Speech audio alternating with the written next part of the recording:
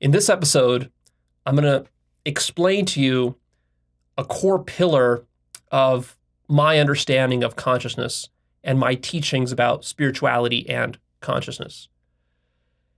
We're going to just focus on this one pillar here. I've touched upon this pillar in other episodes, but I wanted to devote a whole episode to it. And that pillar is that state of consciousness is everything. And sometimes I just shorten that to say that state is everything. For me, this one idea has been central to helping me to understand and wrap my mind around consciousness in a way that I wasn't able to get from any other spiritual teacher. And so I'm going to explain what consciousness is to you here, and this one powerful principle with many examples. I'm going to try to help you to grasp it. And it's going to be an explanation that you don't really hear from any other spiritual teachers or teachings. And honestly, I'm kind of surprised that nobody has spoken of it in the way that I like to speak of it, and that I'll speak of it here today. So in the past, I've said this, but it really bears underscoring and stressing, but that there is nothing but states of consciousness. That's it. There's nothing but states of consciousness. That's all that reality is it's states of consciousness. Reality consists of one thing, consciousness, and this consciousness takes different states. That's simple. The problem is that you probably don't understand what I'm really talking about here, because it requires some deep awakenings to start to understand this. But we'll get to that. So let's build up to it. Basically, no object can exist outside of consciousness. That is not what we're taught as we're growing up. As we're growing up under the materialist paradigm, we assume that there are objects and that consciousness is a byproduct of certain objects, physical objects, or somehow it's some extra layer on top of physical objects. That's not the case.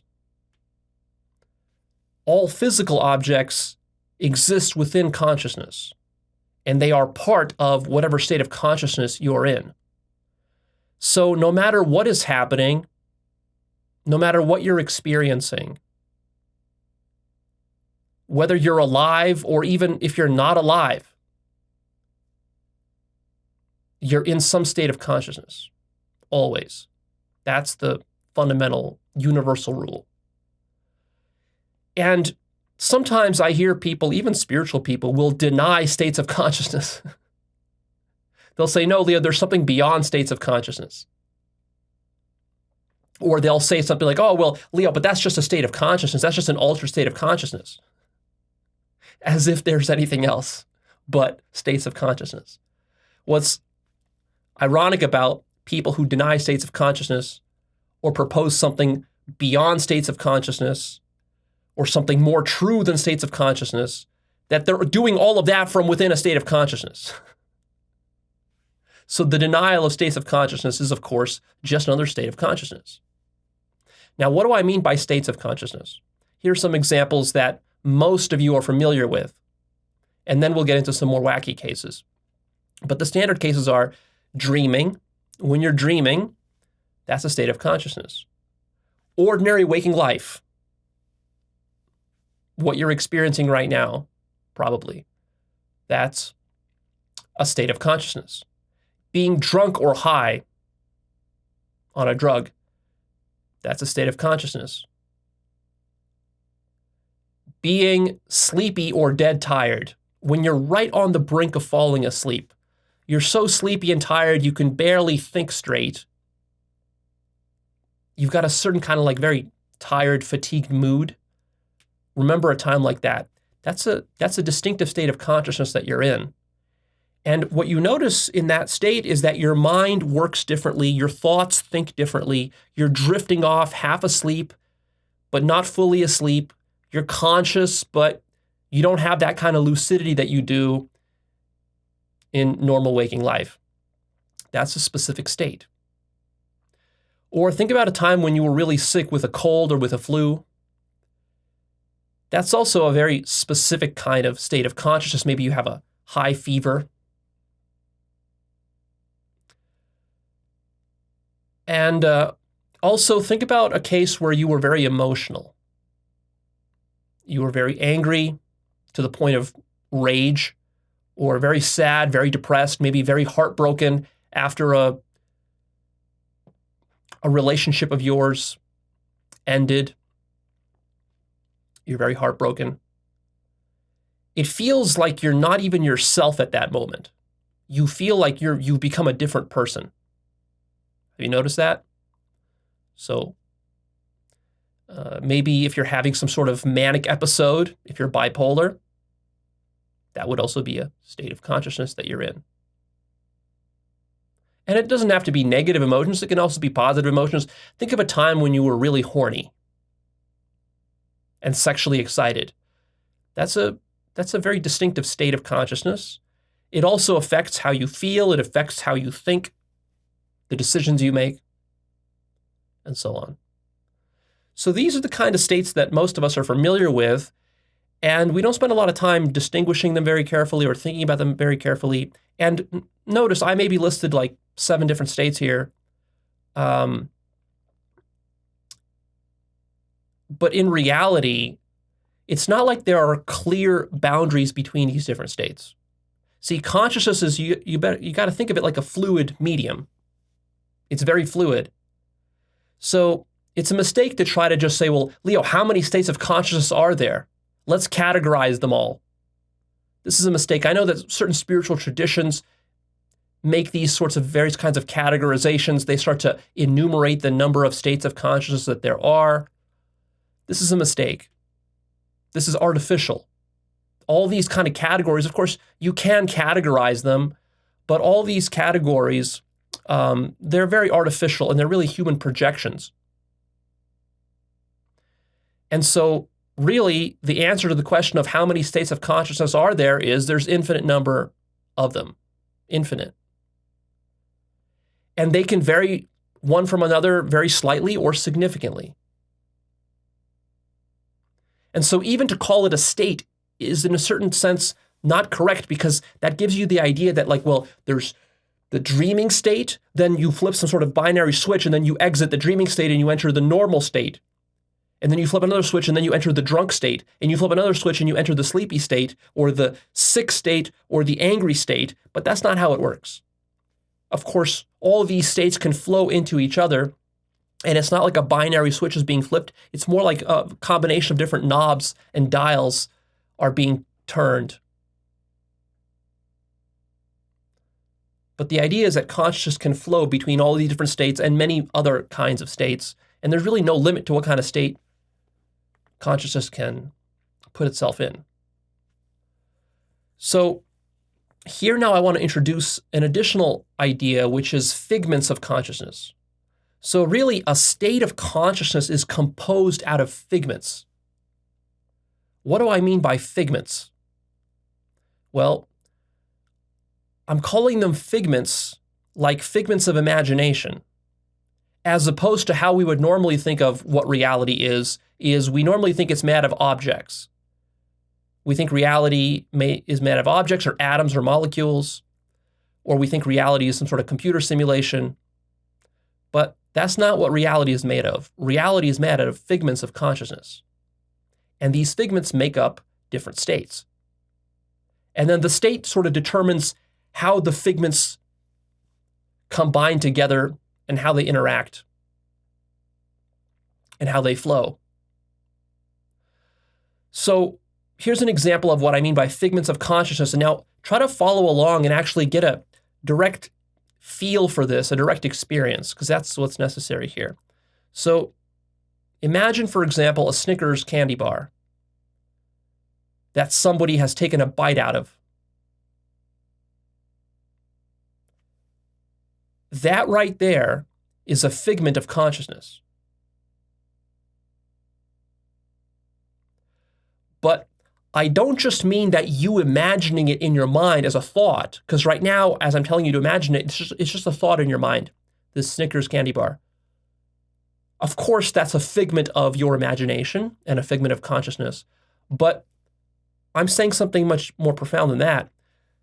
I'm saying that if you actually saw or held in your hand this Snickers candy bar with a bite taken out of it, that would also be a figment of consciousness. The actual candy bar, not just your idea of it. Of course, right now, you don't probably have a candy bar in your hand right this minute, so it's just an idea. But I'm not pointing to the idea, I'm pointing to the actual thing. That thing is a figment of consciousness. And what I'm saying when I say that reality is made out of figments of consciousness is that, see, ordinarily if you ask like a physicist, okay, what is this Snickers candy bar made out of? They would say, well, it's made out of molecules, and those molecules made out of atoms, and those atoms made out of quarks, and it's made of energy, and blah, blah, blah. That's standard materialistic story. And here, I'm trying to get you to like look at reality from a totally different paradigm, which is the figment paradigm. Rather than trying to reduce the candy bar down to some elemental particles, just grasp the fact that reality can just be a Snickers candy bar held within consciousness. Full stop. No reductionism. That means it's not made out of atoms. It's not made of energy. It's not an image inside of a brain. It's not a network of neurons. It's not a mathematical equation. It's not a calculation in a computer somewhere, if you think that reality is a simulation. It's none of those things. It is a figment within consciousness. Can you get a little taste of that?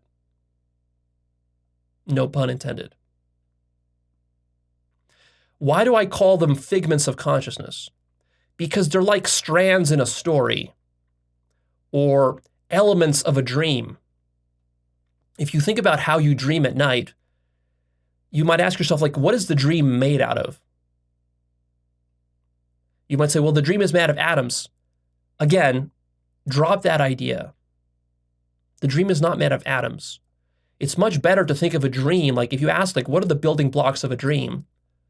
It's not atoms. The building blocks of a dream are the different elements, I mean, really figments of your mind.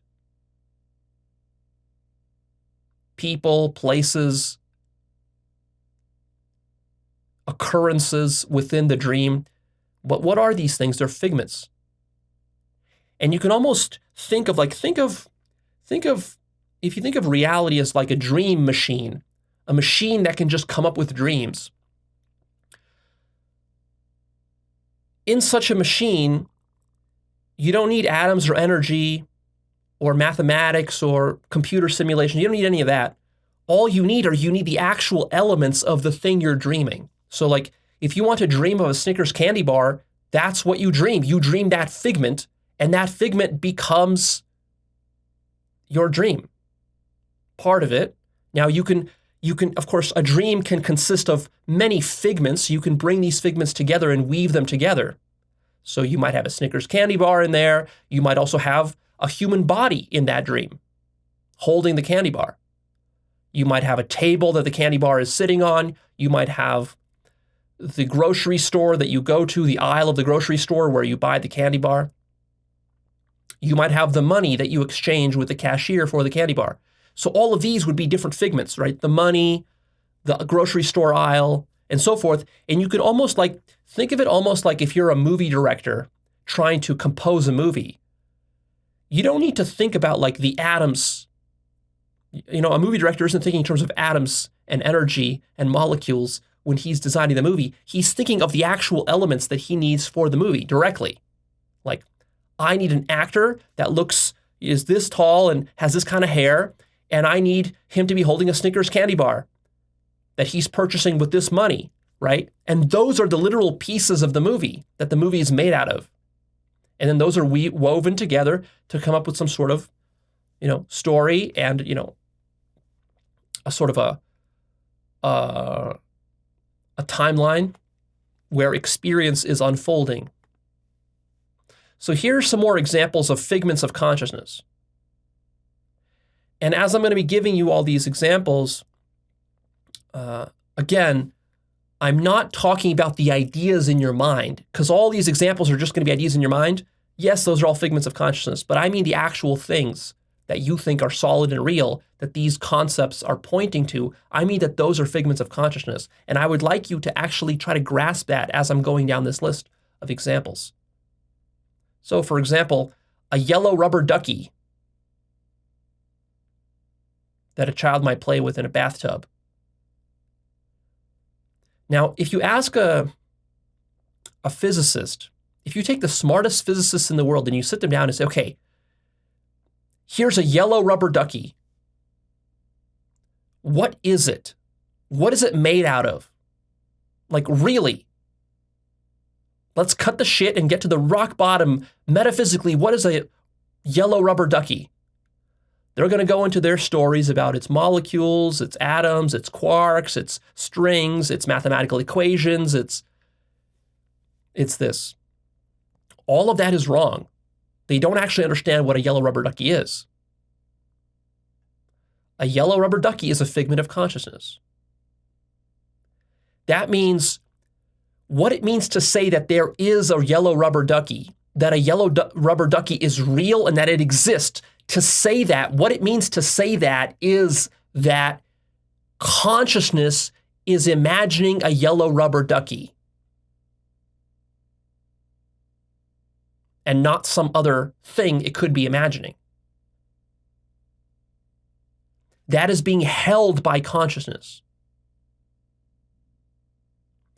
Now, there's an additional wrinkle here, because when I say that, it's very likely that you might say, oh, yeah, well, yeah, Leo, my mind is holding that. Of course, okay, fine, maybe that's part of consciousness. But then actually that's like neurons in my brain.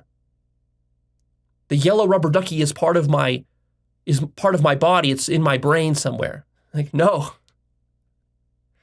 Or you might say, well, a yellow rubber ducky is like is something that a living organism is experiencing. It's part of a living organism's experience. Its perceptual system, its nervous system. No, that's not what I'm saying. That's not what a yellow rubber ducky is. When I'm saying that consciousness is holding a yellow rubber ducky, I'm talking about consciousness as an absolute, as a universal. That means consciousness ungrounded in anything else. That means it's not consciousness grounded in a nervous system. It's not consciousness that's part of your body. It's not consciousness that's part of some neural network. It's not consciousness that's part of a computer simulation. It's not consciousness that's part of a living organism. It's just pure absolute consciousness. It's not even consciousness that is inside of a physical universe. You get that? So in this example, physical universe is a figment of consciousness. Consciousness is not inside of a physical universe. A physical universe is inside of consciousness as a figment of consciousness. And I don't just mean your idea of a physical universe. I mean the actual physical universe is a figment of consciousness. So look around you right now, look around the room you're in. Notice that you have an idea of the physical universe. Obviously, that's a figment of your consciousness. Can you grab that? Grasp that? That's obvious. But what's not so obvious is when you're looking around the room, this is supposedly, you're telling yourself this is the actual physical universe, not just my idea of it, right? The actual thing is right here. I'm inside of it. What I'm telling you is that this is a figment of consciousness.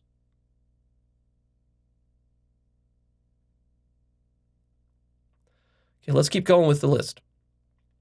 The smell of a skunk is a figment of consciousness. A gallon of gasoline is a figment of consciousness. Braces on a child's teeth is a figment of consciousness. A used condom is a figment of consciousness. An axe to the skull is a figment of consciousness. 1.28629 Bitcoin in your Bitcoin wallet. That's a figment of consciousness. Albert Einstein is a figment of consciousness. Now, this is where it gets kind of heavy. Because, of course, there's nothing special about Albert Einstein that makes him a part of your consciousness, a figment of your consciousness. And somebody else, like Arnold Schwarzenegger or Kobe Bryant, not a figment of your consciousness. Every person is a figment of your consciousness, including me.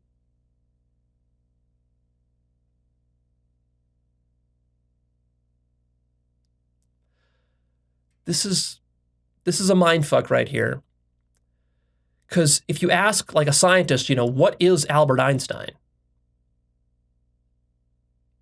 They're going to say, well, Albert Einstein is a Homo sapien mammal living on a planet that used to live on a planet 100 years ago. And he was made out of cells and organs, and those made out of molecules and DNA and proteins and atoms and all this. And he was a biological being, a biological living organism that used to exist.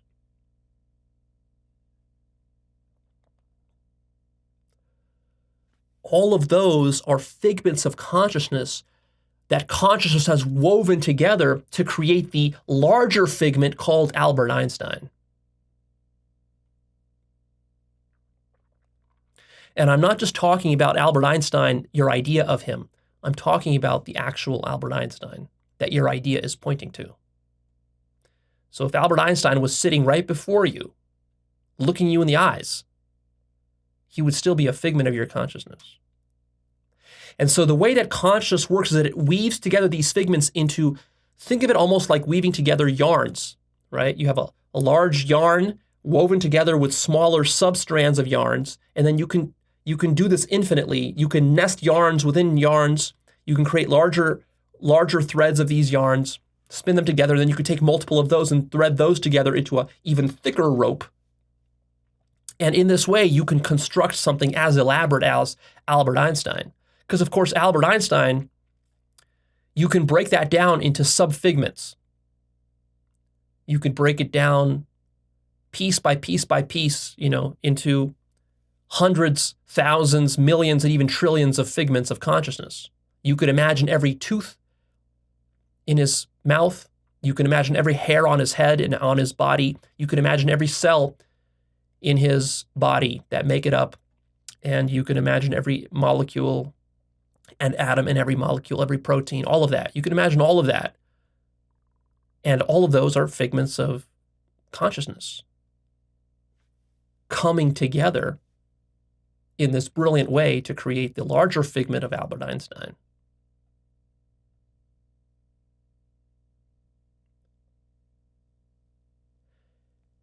And what's really crucial to get here is that part of materialism and the materialistic paradigm is this idea that reality is built from the bottom up. using small elemental building blocks, almost like you're building something out of Legos. And so a lot of times when you ask a scientist, what is something, they get lost in the process of reducing something down into its subcomponents, thinking that that actually tells you what a thing is. It doesn't. This is a mistake. And the even deeper mistake is the metaphysical assumption that reality is something that is built out of smaller particles or elements, and that everything reduces down just to these elements, and that everything needs to be built up from these elements, that these elements came first and everything else was built up afterwards, over time. But this is not actually how reality works or how consciousness works. So what's so remarkable about consciousness is that it actually works top down, not bottom up. Consciousness can just imagine an Albert Einstein from scratch, from the top down. It doesn't need to build Albert Einstein up from subatomic particles and molecules that combine to make proteins, that combine to make cells, that combine to make organs, and so on. It doesn't need that. It can just hold Albert Einstein in its mind, and that is what Albert Einstein is. And then when you start to do a deconstruction process on Albert Einstein, you try to reduce it down in a physical manner, what you're doing is you're not understanding what Albert Einstein is. What you're doing is actually you're spinning further fragments of consciousness, figments of consciousness rather. You're inventing more of them, and then you're trying to ground Albert Einstein, the figment of Albert Einstein, you're trying to ground it into subfigments. You're using figments to ground other figments. That's the name of the game, and this is how you create reality. This is how consciousness creates reality.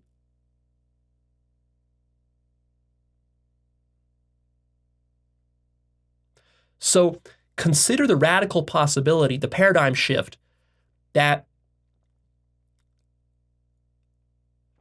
there wasn't some big bang 14 billion years ago that ultimately had to happen and led to the existence of Snickers candy bars that exist today because some humans invented them and created them and put them into a grocery store where you went and bought one.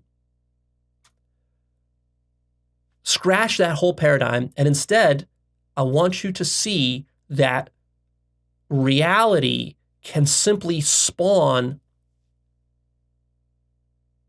a Snickers candy bar from scratch as a figment of consciousness. And in fact, that is what a Snickers candy bar literally is.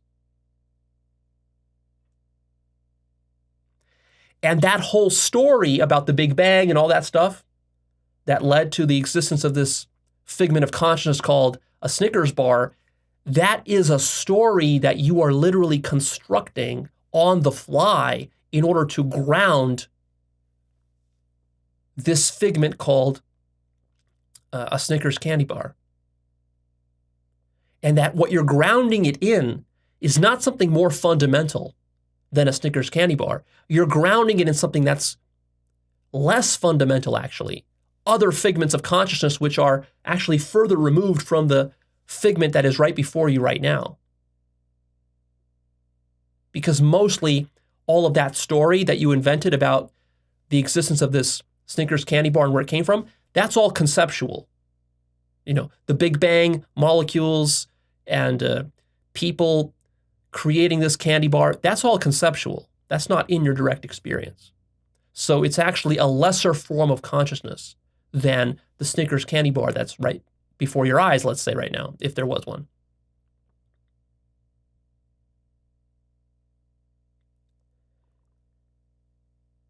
It's a very different paradigm, a radically different paradigm than what you're used to. And it's because people cannot even really fathom the possibility of such a paradigm that scientists are not able to make sense of consciousness, and really they're stuck in their ability to do very deep science. Because their paradigm is backwards.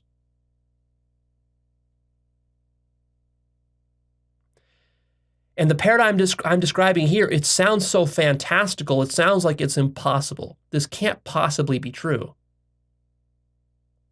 And yet, it's absolutely what's true. And you can discover that simply by observing your direct experience. This is not a belief system you have to adopt. That's what's so cool about it. You can become directly conscious that all of these things I've been listening to you are figments of consciousness. That's not like a speculation. It's not like I'm just sitting around here doing philosophy in my armchair, just kind of like speculating like, oh yeah, maybe Albert Einstein was just a figment of consciousness, or maybe a used condom is just a figment of consciousness. It's like, no, you can absolutely be conscious that a used condom is a figment of consciousness. Absolutely. That's absolutely true.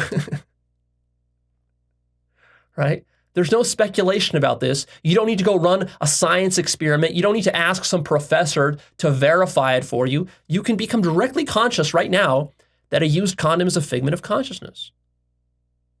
That's what it is, literally. Let's keep going.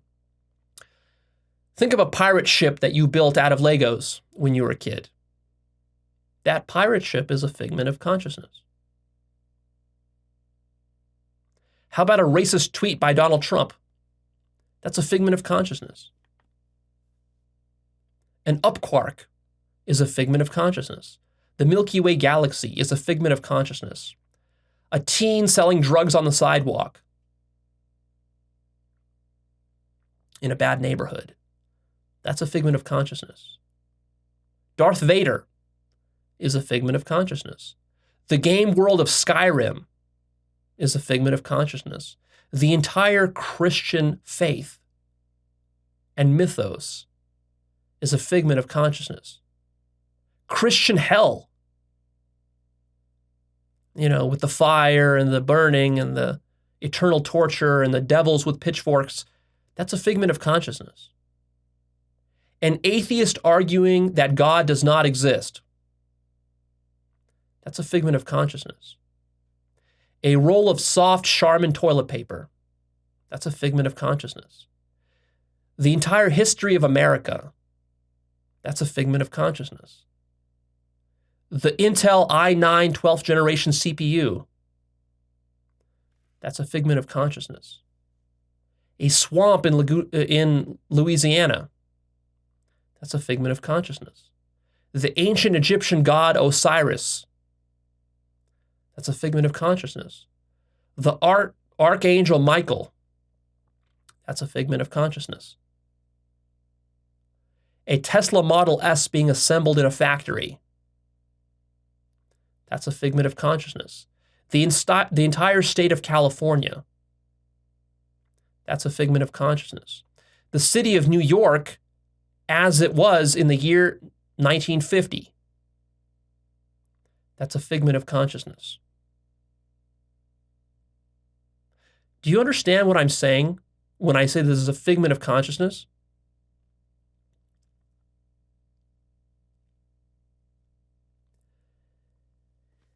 The actual city of New York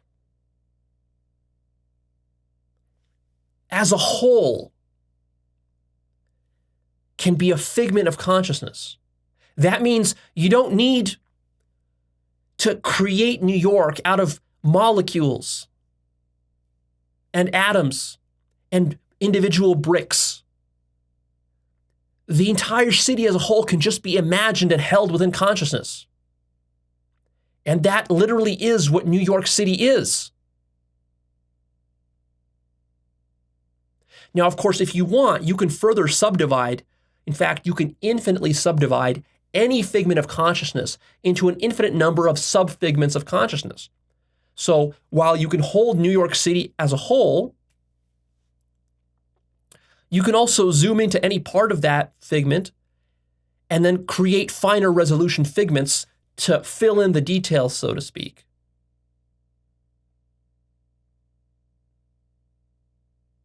It's like a fractal zoom. You've seen those fractal zooms on YouTube where it just keeps zooming in, and the more it zooms in, the more detail is revealed about the fractal.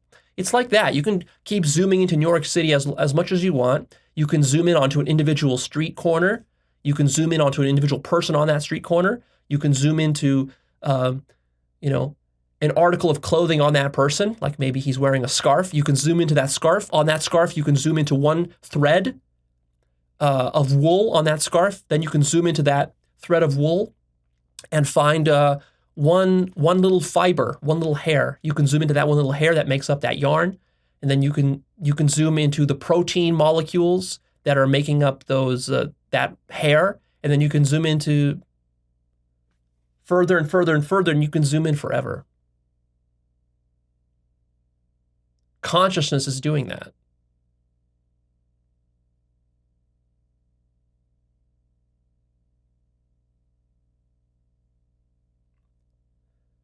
You see, but it's not that. Here's where people make the mistake is they think, well, the New York City is made out of atoms. No, it's not made of atoms. New York City as a whole is just a figment of consciousness, and then you can keep inventing other figments underneath that to ground it. You keep grounding it until you get bored of grounding, and then you just say, okay, well, fuck it.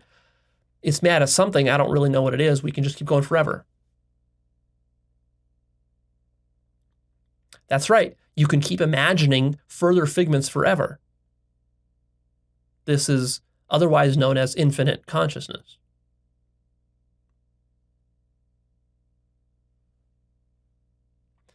The Pacific Ocean is a figment of consciousness.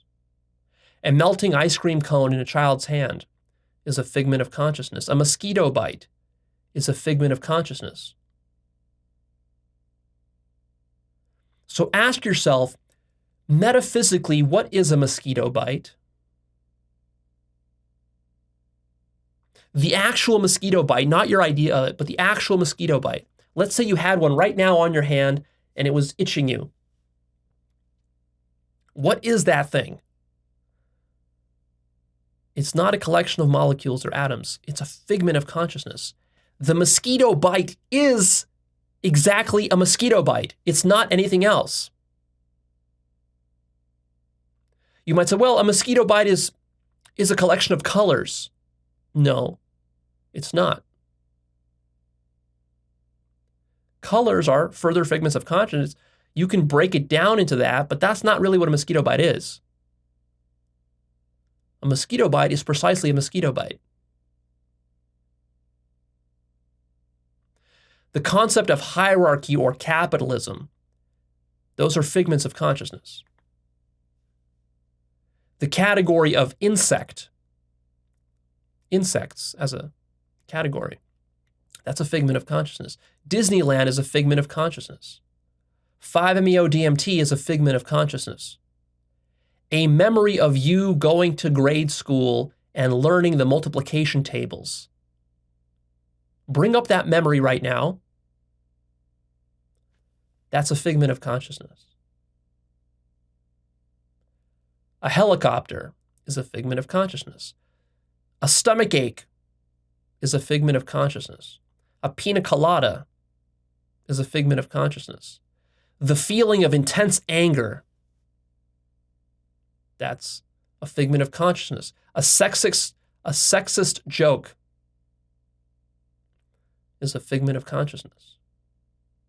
This is an interesting one. See, there's something funny about thinking of reality as being made out of a sexist joke. Like, a scientist can't accept that. A materialist can't accept that. That reality is made out of a sexist joke. That doesn't compute. It's like, no, Leo, a sexist joke is just sounds, and sounds are just reverberations of oxygen molecules or something like that, nitrogen and oxygen molecules.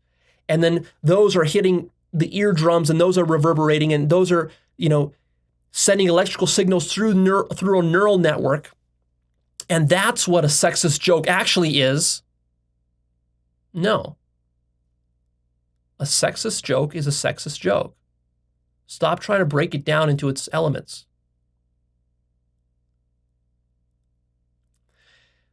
Furthermore, what I'm saying is that these different figments of consciousness, no one figment is more fundamental than any other figment. Therefore, you can't say that reality is made out of certain kinds of figments of consciousness.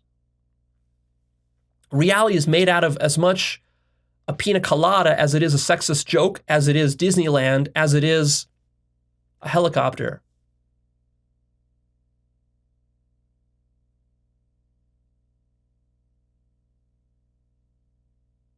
Do you see how radically different this way of looking at reality is?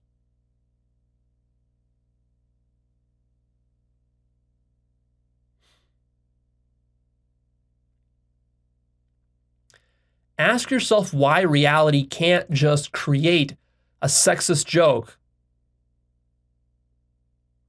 Because see, it might on first glance, it might seem like, no, that's Leo, that's preposterous. Reality can't be made out of sexist jokes.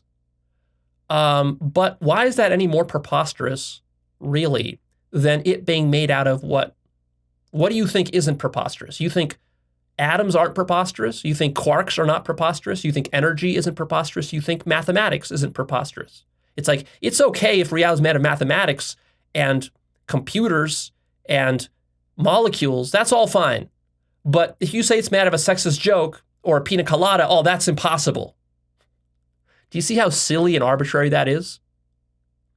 When you recognize the relativity of substrate, you recognize that one building block is no more preposterous than any other. This is what really frees your mind up. This is like the thing that unlocks your whole mind and turns your mind infinite. Because as long as you think that one thing is more plausible than something else, that, for example, it's easier for reality to create an atom than it is for it to create a pina colada or a sexist joke. Or if you say, well, Leo, it makes sense that reality is made of something small and fundamental like a molecule, because it's so simple. But actually, if you zoom into a molecule, it's not simple at all. If you zoom into a single atom, it's not simple at all. That's what science has discovered. And it's discovering more complexity to all the subatomic particles, such vast complexity that you can't even create an image of what an individual subatomic particle, like an electron. You can't create an image or even a diagram of an electron because of how complex it is. And yet you think an electron is somehow simpler or easier for reality or more natural for reality to create than just a pina colada. What you have to understand is that the complexity of a pina colada versus an electron is identical, actually. There's no more complexity to a pina colada than there is to an electron. They're equally complex. You can zoom into an electron forever, just like you can zoom into a pina colada forever. And so therefore, it doesn't matter where in the infinite zoom scale you're at. You can keep zooming in or out infinitely. And so it doesn't really make a difference from reality's point of view. There's nothing that's easier or harder for reality to create. You have to understand this, right? This is a silly relative human idea that some things are easier for reality to invent than other things. No. If reality has the power to create an electron, it has the power to create a pina colada just the same. It doesn't matter. They're both figments of consciousness, really. The mistake you're making here is that you're not recognizing that an electron is a figment of consciousness. And you have this sort of idea that, well, somehow I can take all the figments of consciousness and boil them down to something so fundamental that it's not a figment of consciousness. And then I can say, I've got it, I figured it out. It's all made out of electrons or something. And that whole idea, that whole endeavor is foolish and faulty. And it rests on the fact that you're in a state of consciousness where you're not conscious that an electron is a figment of consciousness. And furthermore, you're not conscious that no matter what it is that you would try to posit as the ultimate substrate of reality, that it would just be another figment of consciousness. You might say, well, Leo, maybe it's not an electron, maybe it's a string. And then if I say, no, it's a string is just a figment of consciousness, then you'll say, well, Leo, it's not, Okay, maybe it's not a string. Maybe you're right. A string is a figment of consciousness, but maybe there's something deeper underneath that. Maybe we're in a computer simulation. Like, no, you're not getting it. You're not getting how radical this goes, how absolute this is. A computer simulation is also a figment of consciousness. And what you need to grasp is that no matter what you come up with as the grounding source for all the figments of consciousness, that's just going to be another figment of consciousness. And so when you grasp that, then you can say, okay, fuck, this is not going to work. I need a totally different way of understanding reality. And now what I want you to consider is the possibility that your entire life as a whole, think of your entire life as a whole as you've lived it, that is a figment of consciousness.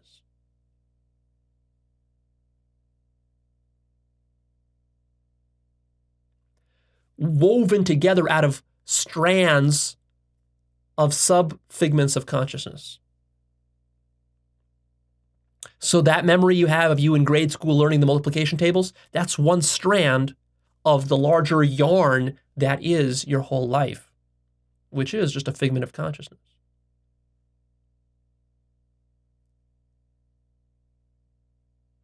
And when you say that you were born in such and such a city, in such and such a country, at such and such a date, that's a figment of consciousness. And when you tell yourself that you're going to die 50 years from now, maybe from old age, let's say, if you're lucky to live that long without any diseases, on your deathbed, you'll be lying there and you'll be dying. That's also a figment of consciousness. And when you think about the dreams you've had when you were sleeping in your bed last night, those are also figments of consciousness. Even your dreams are figments of consciousness. And when you say, yeah, Leo, but what about when I'm not conscious? What about when I'm deep asleep and I'm not even dreaming? What about the time before I was even born? I was not conscious at all. I didn't even exist. What about that? That is also a figment of consciousness.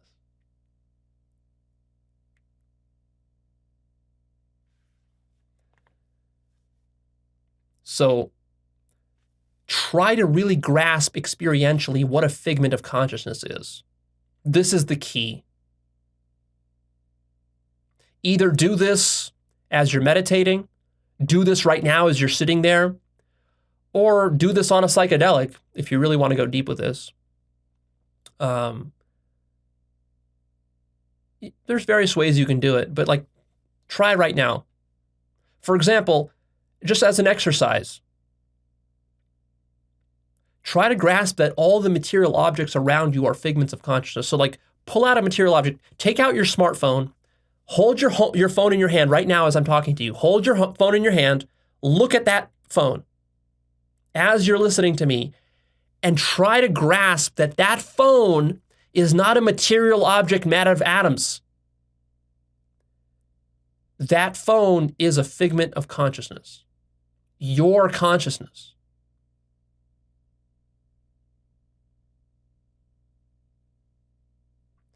This object that you're holding in your hand is qualitative. That's what consciousness is. Consciousness is qualitative.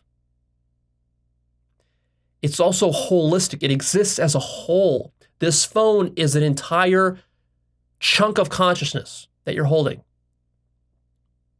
It's not built up from the bottom up of atoms, neurons, or pixels, or whatever you think.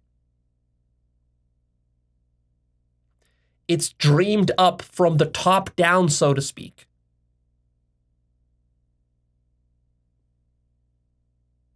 It's crucial that you get this. This is the whole point. If you can get this, you're going to be so close to understanding the nature of reality. Its absolute nature. Figments of consciousness have no size, no shape, no bounds, and no ground. There's no limit to how large a figment of consciousness can be, what shape it can have, or what it can do. A figment of consciousness can be as tiny as an ant or as large as the entire galaxy. It makes no difference to consciousness because consciousness is infinite in all directions. It's scale invariant. Because scale is a completely relative notion. The way you get a sense of scale is by comparing one figment of consciousness to another figment of consciousness. And scale itself, the very idea of scale or resolution or finiteness or a bottom layer to reality, those are all figments of consciousness. So if you're sitting there thinking, but Leo, there's a bottom level to reality. Reality is quantized at the bottom level. It's sort of like a grid of pixels at the very bottom. It's discrete. It's not continuous. There's a Planck length, and you can't get below the Planck length, something like that. If you're saying that, what I want you to recognize is that Planck length is a figment of consciousness. Discreteness is a figment of consciousness. If you're imagining that at the very bottom of reality, if you keep zooming in more and more and more, eventually you get to the very bottom and it's just like a grid of pixels. If that's what you're imagining it is, that's a figment of consciousness.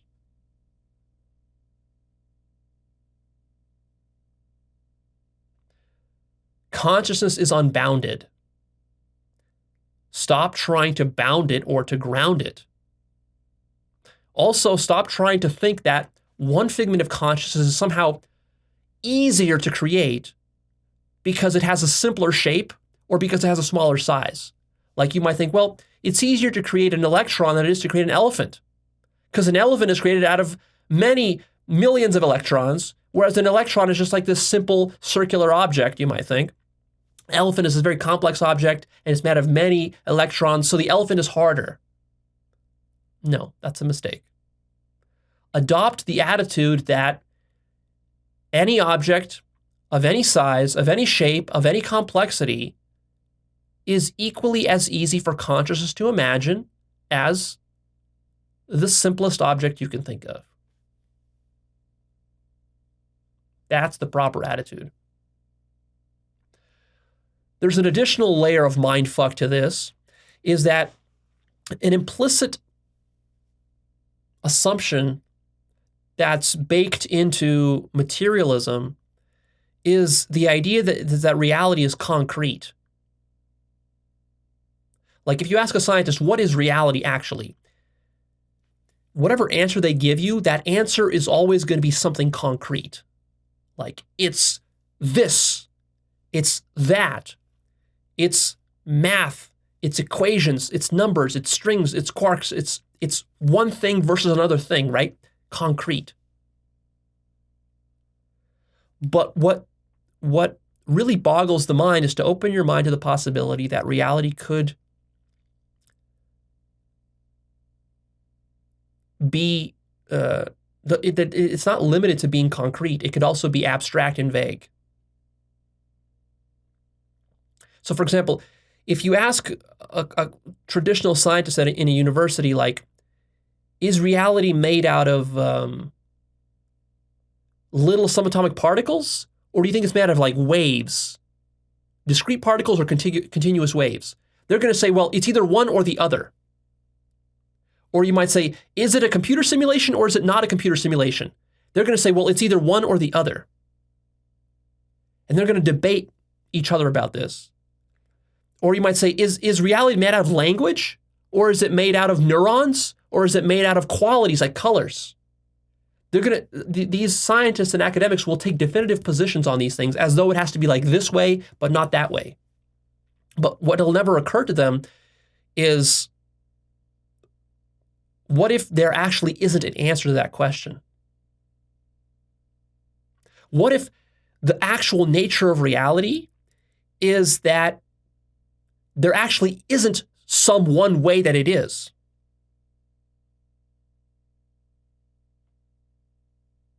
Because at the bottom, you might say, you zoom in so deeply into at rock bottom, there's not a collection of objects it's made out of, but that the objects actually lose their definition and they actually turn into an indistinct soup of pure abstraction and vagueness. That is, in fact, what quantum physicists are discovering when they try to peer into the subatomic particles is that they realize that the more they look for something concrete, it slips through their fingers and it just becomes something abstract and indistinct. So you have to recognize that concreteness itself is a bias of your mind. You're expecting to find some concrete substrate. That itself could be a flawed metaphysical assumption that you're sneaking in to your inquiry into the nature of reality. But at the same time, I'm not also saying that it has to be abstract.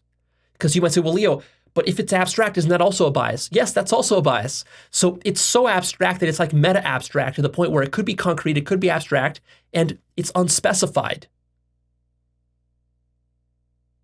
But then you say, well, Leo, but then it's unspecified. That's what it is. And it's like, no, it's so unspecified that you can't even say it's unspecified because it could be specified. But then you say, no, but Leo, so then it's specified. Which is it, Leo? Is it specified or is it unspecified? Well, specified and unspecified are, again, two figments of consciousness.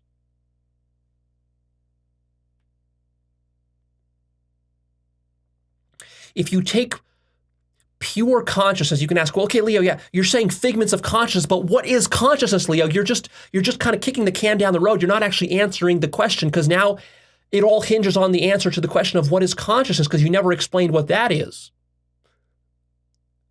But that's not a bug of my system.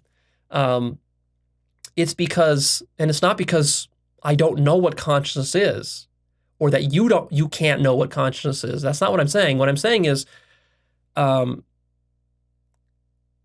you can't reduce it. It's irreducible. See, you're asking me to reduce consciousness, but I can't reduce consciousness because consciousness is the rock bottom.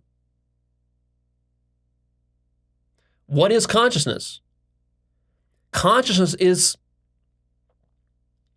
infinity. That's what it is. The problem is that you're not conscious enough to understand what that means. Consciousness is the sum total of every possible fragment. If you take, not fragment, but figment. If you take all the figments of consciousness that we talked about, but that's just the tip of the iceberg, every possible figment of consciousness, literally imagine every possible figment of consciousness, ever, that could ever exist. That is infinity, and that is what consciousness is. It's every possible figment of consciousness. But if you fuse every possible figment of consciousness into itself, what you end up with is nothing. You end up with just pure consciousness or pure emptiness or infinity.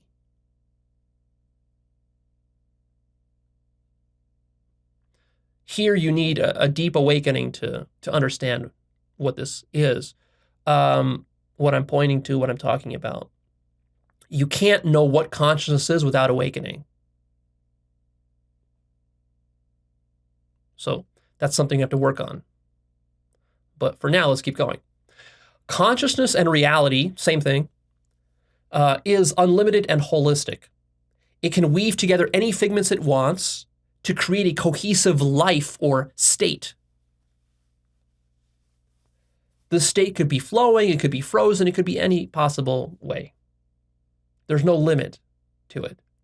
And this state and this weaving process of these figments can happen from the top. It happens from the top down, not from the bottom up. Therefore, it's irreducible. Therefore, any attempt to try to reduce it the way that science tries to do, it's never going to get it. You have to grasp it from the top down, not from the bottom up. Now, what's so striking about how this process works is that consciousness has to weave these figments together perfectly and cohesively in order for you to have a sense of sanity. And really, this is the obstacle that we're dealing with here in trying to explain consciousness to you, is that you're sort of assuming that you can understand what consciousness is and what reality is while maintaining your sense of sanity. And that's not the case.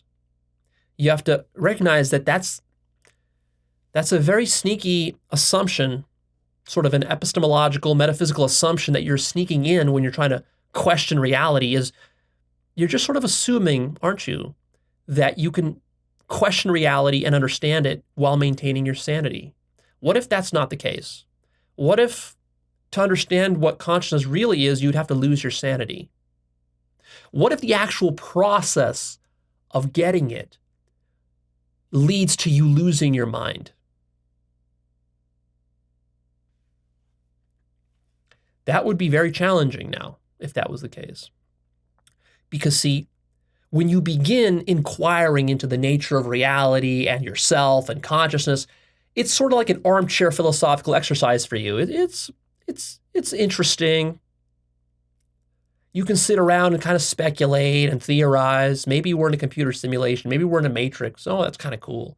You know, maybe it was evolution. Maybe it was God who created us. Okay, that's kind of interesting, right? You can sit there and speculate and debate about these things.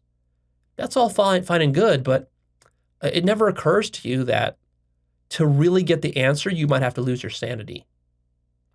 And then if it was posed to you that way, like, do you want to have the answer to the ultimate nature of reality and where it came from and how it works? Or do you want to maintain your sanity?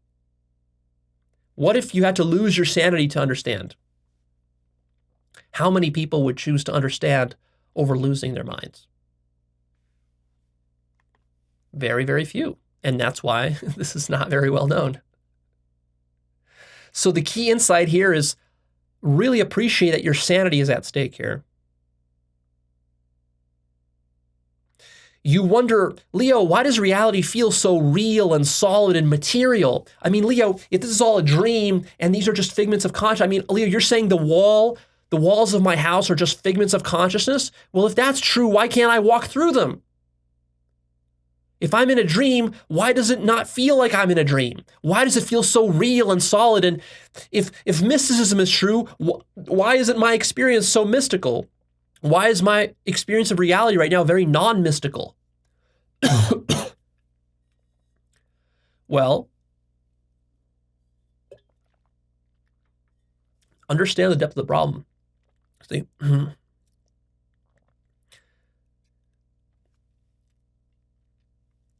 If all of a sudden you realized that you could walk through the walls of your house and that the walls of your house were not real or solid or physical, but figments of consciousness,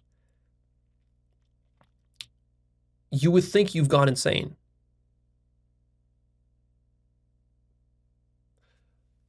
Really appreciate that. If you start to realize that physics is imaginary, you would start to lose your mind and it would terrify you. In a sense, what I'm telling you is that your sense of physical reality and your sanity are intertwined.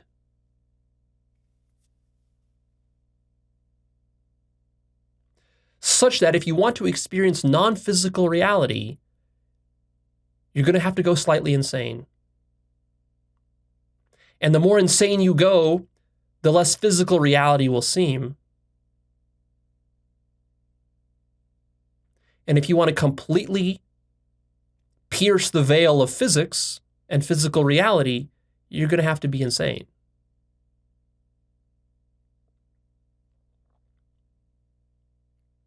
Because that is how you literally define what sanity is.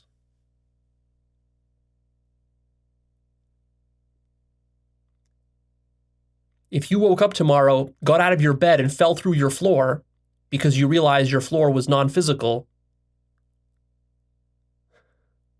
think of how terrified you might say, Leo, that's so cool, I want that. But do you really want that? Think about that. Think about how terrified you would be. Think about how you would carry on with your normal life. How would you go to work? How would you take care of your children? What would happen if you took your hand and you tried to comfort your crying daughter, and your hand just went through your crying daughter's face? because you realized she was just a figment of your consciousness. How would you feel? Again, you might be tempted to say, oh, Leo, that's so cool. I want that. But do you understand how attached you are to your little existence, to your little life, the way that it is? You're very used to life unfolding in a very specific, particular way. And as soon as life unfolds, even in a slightly different way, you get all pissed off, angry, outraged, depressed.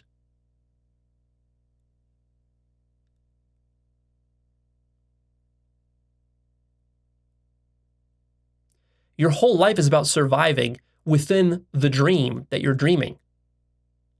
And anything that disturbs your dream too much or shakes its foundations, this terrifies you because you're no longer able to survive. You don't know how to survive. You don't know what to do. You don't know what to do with your life. You don't know, should you go to work? What's going to motivate you? If you realize that your daughter is imaginary, what's going to motivate you to keep feeding her, to keep going to work, to keep loving her?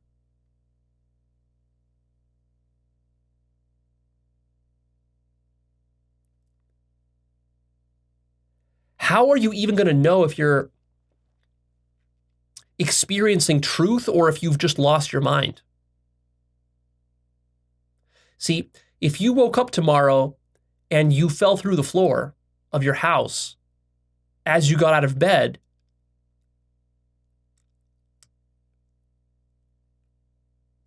it's not merely that you couldn't survive, you wouldn't even know what's true anymore. You wouldn't know, is that true? Did that really happen to me? Or did I just fantasize it? Am I losing my mind? What's happening? Am I schizophrenic? See, you would need to invent a whole story to explain to yourself what's happening. You would rush to the emergency room or to a mental hospital. You would try to find the best psychotherapist in the world to try to help you. You would start stuffing your mouth with antipsychotic medication just to get back to where you were, to get your mind back. And of course, you would tell yourself that this isn't happening, something is wrong with me, I'm having some sort of brain disorder. And the doctors you would turn to help you, all of them would tell you, no, yeah, you're this isn't actually happening. This isn't real. You're just hallucinating things. Your mind is going unstable. You probably have some schizophrenia or some psychosis. It's just a psychotic episode. Relax. We're going to give you some medication here. Watch some television, play some video games. We'll give you some good food. Stay with us here in this hospital. Our therapist will take care of you, and they will reassure you that actually your daughter is not a figment of your consciousness, and the floor is not a figment of your consciousness. They're all real. Calm down, relax. You're going to be back to normal in a few days. And this would all reassure you, and eventually you would fall back into your normal state of consciousness. See, all that mental illness and insanity is a loose, incoherent state of consciousness. And so what you think of as material physical reality, this is just a very, very coherent, well-woven together collection of figments of consciousness. And you're mistaking its coherence and its consistency, its internal consistency, you're mistaking that for materiality or for truthfulness or for what you call reality. And as soon as that consistency starts to unravel, you think you're losing your mind and you are terrified. You scramble to get it back together again, to be coherent. And if you're unable to do that, then the rest of society and your children and your parents and your spouse and all your friends, we will all tell you that you've lost your mind and that you're sick, and eventually we'll lock you in a room or inject you with medication. Why? Because for us to maintain our dream of coherence, we need to make sure that there aren't crazy people running around who are questioning material reality. Because if too many people start doing that, then eventually we'll realize that, shit, maybe this is not as material as I thought this was. Maybe I'm in a dream.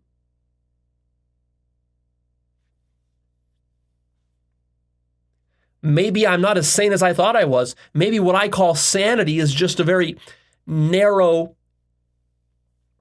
spectrum of the full range of what consciousness is capable of.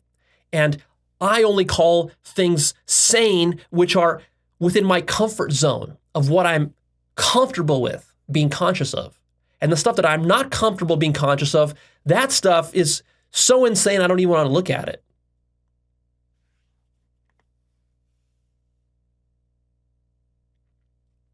So here's the next mindfuck. States and figments of consciousness are not merely personal experiences happening inside of a brain, a body, a physical universe, or a computer. Figments of consciousness are absolute. Absolute. Again, this is not something you're going to understand until you awaken, because until you awaken or have at least one awakening, you don't have any reference point for what absolute is. But what I'm saying is that red is absolutely red. Mickey Mouse is absolutely Mickey Mouse. Evil is absolutely evil. That's what it is.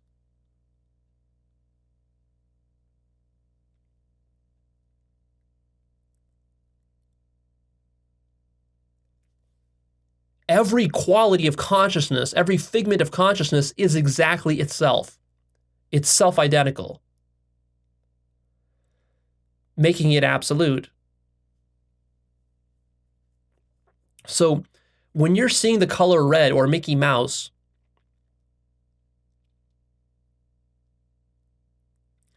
that's not merely,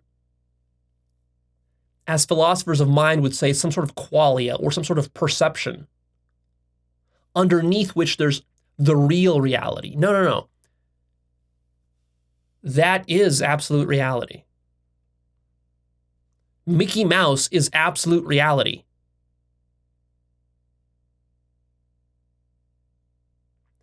Everything is absolute reality. There's nothing that isn't absolute reality. Reality is absolute. Whatever quality it takes, whatever figment is arising in your consciousness right now is absolute reality.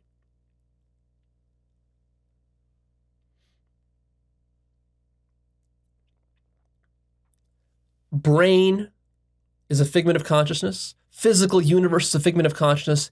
Atoms are a figment of consciousness. Science is a figment of consciousness.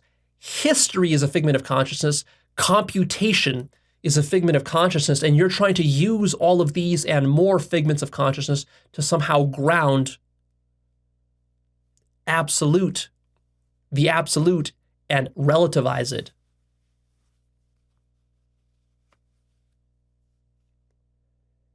And turn it into something like a field of perceptions that you, a biological creature who is made out of matter, sitting on a planet Earth, is having, situated somewhere in history, in the history of the universe.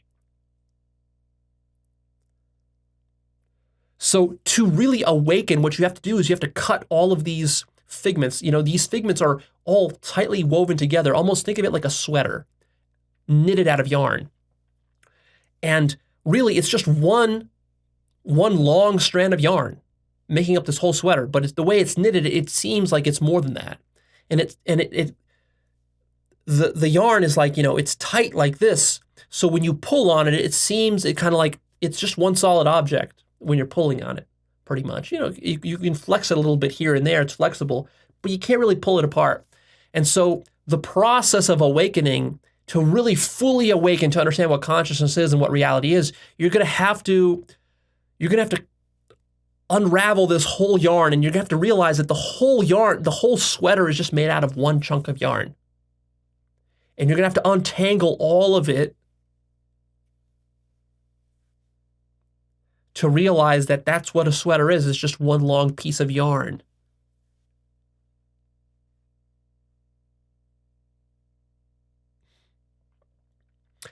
Another way to explain reality is to call it mind. I call it mind with a capital M, infinite mind. Now, what is the difference between whether we call it mind or whether we call it material? Well, here's the key differences. A mind, unlike material, a mind is fluid and it can work holistically top down. Material has to be made out of little simple elements and it has to work bottom up. Because of this kind of bottom-up approach, material actually can't be intelligent. Mind, since it works top-down, it actually can have sentience and intelligence. This is the key difference between materialism and what I'm describing here. You could call it idealism, I guess. Mind. Materialism can't have intelligence. You might say, oh, Leo, but yeah, material can have intelligence. You can have a brain with neurons, neural networks, and that creates intelligence. No. Intelligence has to be top-down. It can't be bottom-up. So all the bottom-up explanations of intelligence, they don't work. I can't explain to you why, because you'd have to awaken to understand that. You'd have to actually awaken to absolute intelligence, to what intelligence is. You're not conscious of what intelligence is. Therefore, I can't explain it to you. And the reason I can't explain it to you is because the only way you can understand what intelligence is to be top-down conscious and intelligent. And right now, you simply lack the intelligence to understand what intelligence is. You lack the consciousness. And that's because you're trying to understand intelligence from the bottom up by dissecting it into little, reductionistic pieces like neural networks and molecules and neurons and atoms and computation, information flow. No, none of that is intelligence. Intelligence is an absolute and has to be understood from the top down. So, the only reason you are intelligent, to whatever degree you are, there's many degrees of intelligence, but the only reason you have intelligence at all is because you're a mind. You're not matter. You're mind. That's why you're intelligent, if you are intelligent. And see, intelligence can reduce itself from the top down. It can't build itself really from the bottom up. It has to reduce itself from the top down. So what you have from the highest level is you have infinite intelligence, and that intelligence can dumb itself down infinitely low to turn itself into something dumb like a doorknob. So a doorknob, it's not that in something highly intelligent is built up of simple dumb objects like doorknobs or neurons or nodes in a neural network. No, it's the opposite. It works the opposite way. It's that you have infinite intelligence, which dumbs itself down, puts itself to sleep, reduces its consciousness until it reaches the level of a neuron or a doorknob, and then it looks dumb. So the dumbness of material objects is actually an illusion, because your entire field of consciousness is actually infinitely intelligent, but it's acting dumb because it's trying to construct a finite life. And it's also trying to maintain your sanity in the same process. Because if you actually experience infinite intelligence, you're going to be so intelligent, you're going to feel like you've gone insane. High intelligence feels like insanity. Most humans don't understand this because they're simply not intelligent enough. But I've reached levels of intelligence that are so high, states of intelligence that are so high that it feels like I'm losing my mind. And it would terrify you if you had that level of intelligence. You would be so intelligent, humans would perceive you as otherworldly, as an alien, or as some sort of supernatural entity, as a deity. So mind has a fundamental capacity for sentience and intelligence. In fact, that's the actual nature. That's the highest nature of what mind is. It's infinite sentience and intelligence, consciousness. Mind is also capable of comprehension. Unlike material, a material system is not capable of comprehension. A mind is. Again, you might say, well, Leo, but But I know material systems which are capable of comprehension, like the human brain. No. All those material systems you think are capable of comprehension, they're not material systems. There are no such thing as material systems. Everything you call a material system is not a material system, it's mind. So the only reason the material system is capable of comprehension is because it's actually mind masquerading as material. You actually can't point to an example of a material system because they don't exist, because mind is absolute. There is no such thing as a material system. Material is just a dumbed down state of infinite mind. When you're not aware of that, then you can think that, well, oh, but there can be a material system that's also capable of comprehension. No, there can't. There absolutely can't. But to understand that, you'd have to awaken. Also, a mind is creative. A material system cannot be creative. Again, you could say, but Leo, I have a computer that's running an AI and it's a material system and it can be creative. No. The only reason your computer is creative, if it's running an AI, is because your computer is a figment of consciousness, an infinite mind. It's mind that's doing that. Only mind is capable of creativity. Another feature of mind is that mind can remember and mind can forget. And material systems don't have this capacity. Another feature of mind is that mind has no substrate or ground, whereas material systems need to have a substrate or ground.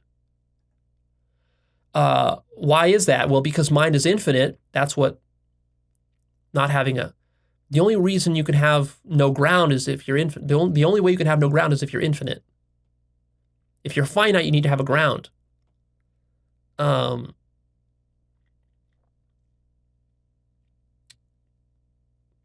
But it's funny because you can't have something that has a ground, because where would it be situated in? There always needs to be an infinite regress in terms of grounding something. So actually there can't be anything finite, everything has to be infinite. So there actually cannot exist a finite material system. A finite material system is actually an infinite system which has dumbed itself down from the top down to pretend as though it's finite and limited. And the last feature of mind is will. A mind has will, whereas a material system cannot have will. So the way it works is that a mind can imagine dumb, dead matter, but matter cannot create a mind.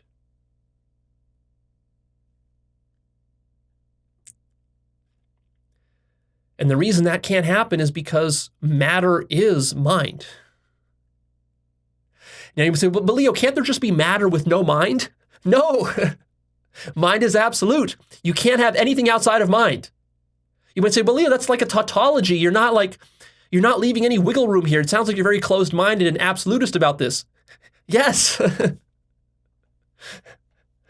Mind is absolute. You have to open yourself to the possibility that there literally is not even space in existence for anything but mind. Because everything is mind. What you call matter is mind.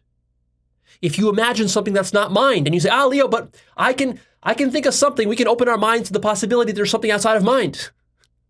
But that's inside of mind. You're doing that with mind. That's a figment of mind. You can think of reality as an infinite field of pixels, all communicating with each other and coordinating intelligently from the top down. Although you have to be careful with this metaphor of pixels, because when you're imagining a field of pixels, this is actually sort of a materialistic analogy. Because the pixels become finite as soon as you start to imagine them. You start to imagine some sort of bottom lower resolution to the pixels. But the infinite field of pixels, you might, maybe even better is to call them voxels, not pixels, because they're three-dimensional. Or they're even more than three-dimensional. You can have as many dimensions as you want. It's not limited to any number of dimensions, but let's call them voxels for now. So you have this, let's say, 3D infinite field of voxels, but these voxels have sort of like Minecraft, right? But these voxels, Minecraft has some sort of smallest resolution unit. But the way that consciousness works is it doesn't have a smallest resolution unit. It's just infinite all the way down and all the way up. And then you might ask, well, Leo, are the pixels square or are they circular, like atoms? And of course, the answer is, since it's infinite, it goes infinitely far down, the question doesn't apply because the pixel itself has no boundary or shape. So imagine a screen made of pixels or voxels that have no shape to them. They're unbounded. That also means that each pixel is infinite. It can be infinitely subdivided. It has no lower resolution. It's an infinitely high resolution reality. And that is what you see before you right now. You're inside of an infinite resolution field of consciousness. See? And then you can't even call them pixels anymore or voxels anymore, because what is a pixel? What is a voxel? That already assumes a certain shape. But if there's an infinite number of them and they have no shape, they're not square, they're not round, they're not anything, then what is the difference between having an infinite number of pixels versus having no pixels at all? Of course, they're identical. Infinite pixels, 0 pixels is the same thing. Infinity is 0. So, or you can just think of it as one single pixel, but it can subdivide itself infinitely. So consciousness is an infinite field that has infinite potential for subdivision. And then infinite communication between all the subdivided parts, infinite possibility to coordinate them. This is intelligence. The possibility to coordinate and to unify or to subdivide all the pixels without any limitation whatsoever, from the top down. And this, if you look at your hand right now, if you pull out your hand and look at your hand, this is exactly what your hand is. Your hand is a figment of consciousness, a field of infinite pixels that have infinitely subdivided themselves, and also intelligently unified and coordinated themselves and are communicating with each other to render this object that we call a hand. Intelligence is the communication and coordination between all of the subdivisions of an infinite field of these pixels of consciousness. And this is not occurring within a brain, and it is not occurring within neurons. And it is not grounded in atoms or molecules. Pretty cool, huh? See, the actual structure of reality is pure fucking genius. It's way more genius than anything you could possibly, all the shit that humans have invented to explain reality, all the models, all the quantum physics, that is like kindergarten crayon drawings. That's like horse shit compared to the actual genius design of what reality, the way reality actually works, the actual mechanism of reality. So here's an important additional insight for you about consciousness. Consciousness has the remarkable feature of remembrance and forgetfulness. Think of it as though there's a switch in the universe. You can, it's not really a switch, it's a dial. You can turn this dial, this knob, and as you crank it up, the universe remembers itself. And as you crank it down, the universe forgets itself. It literally forgets parts of itself. This is completely unlike a material system. See, in a material paradigm, you can sort of ask the question like, well, what is the state of the universe? And you could say, well, it's a bunch of atoms with these XYZ coordinates located here and there and so forth. And if you ask the question like, well, does the universe know all of its parts, so to speak? The materialist would say, yeah, the universe kind of knows all of its parts. It kind of sees itself. The universe like is just all these arrangements of atoms. It's a funny way of speaking about it, but just kind of go along with me here. It's really hard to articulate these things because we're really talking about things that do not exist or do not make any logical sense within sort of normal human discourse or language or logic. We're talking about translogical things here, things that I've accessed from ridiculously high states of consciousness. What was I saying? Yeah, so if you sort of ask the question of a physicist, like, does the universe know all of its parts? The physicist would say, yeah. And there's not a possibility the universe can just like forget parts of itself. Like, can the universe forget that the Earth exists? Just kind of forget. You flip a switch, the universe forgets that the Earth exists. And then you flip a switch and then it remembers all of a sudden. See, in a material model, there's no room for this. But in the model that I'm describing, where you just have consciousness, one of the features of consciousness is remembrance and forgetfulness. So literally right now, the state of consciousness you're in, the switch of forgetfulness is cranked all the way up. That means you're very forgetful. That means you have forgotten literally how you have constructed the planet Earth. You're not conscious of that right now. If I was to flip this switch and turn you on to full remembrance, you would actually remember how you constructed the planet Earth. See, under a materialist paradigm, to say this to a serious physicist, the physicist would say like that I've lost my mind or that I'm talking complete nonsense. The reason they say that is because their minds are so narrow that relative to the narrowness of their minds, yeah, what I'm talking about is insanity. But if you expand your mind very far and you become very conscious and very awake, then you find this switch. You can find the switch to remembrance. And then you'll remember how you created the whole Earth.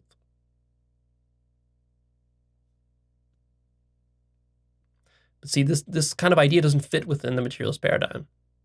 And if a materialist experiences this switch being flipped, the materialist will shit his pants and will think he's lost his mind. He'll check himself into mental institution and he'll take antipsychotic drugs. Because from his little narrow paradigm, you can't have such a switch. Such a switch can't exist. Well, maybe that's because you lost your mind, or maybe that's just because your mind was very small to begin with, and you were very deluded and self-deceived about how well you understood reality. And maybe reality is structured in such a brilliant way that it goes way beyond anything you could imagine was possible. So consciousness has the ability to hide things from itself at will.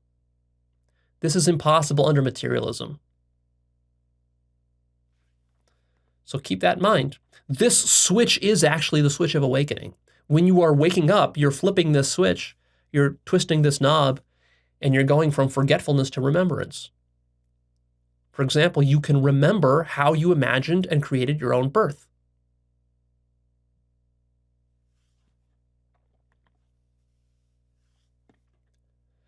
Here's another key insight for you.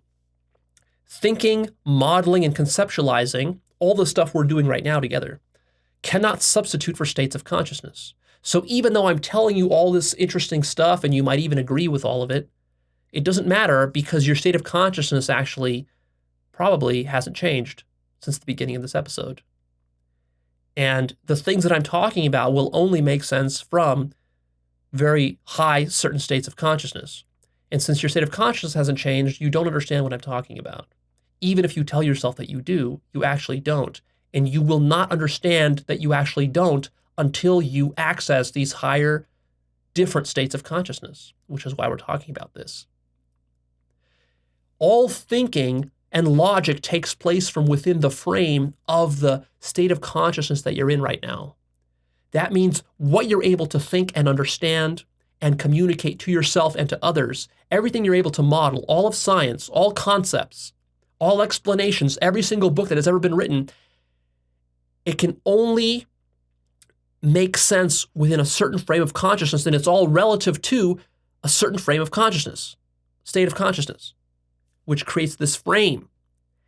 And to experience and understand things beyond this frame, you have to go outside of this frame, and no amount of talking within the frame will get you to understand what's outside the frame.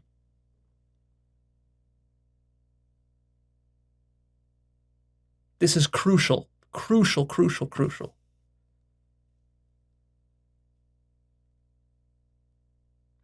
What you're able to think and how you think is completely bound up with your state of consciousness. And right now, you're not in a high state of consciousness. Therefore, some of the things that I am trying to explain to you, you cannot understand, and they are impossible to communicate to you. And also, it's not just your limitation, it's also my limitation. The state of consciousness that I'm in is also preventing me from communicating to you. And even the method I'm using to communicate, this linear method of putting one word after another, the English language, it's way too limited. It doesn't have enough bandwidth to communicate the things that are beyond this narrow, ordinary state of consciousness that most humans are in most of the time. The material state, we could call sort of the default human state of consciousness, of waking consciousness, the material state. There are things I'm trying to communicate to you from beyond the material state, but I can't because you're in the material state and the language I'm using to communicate is also part of the material state.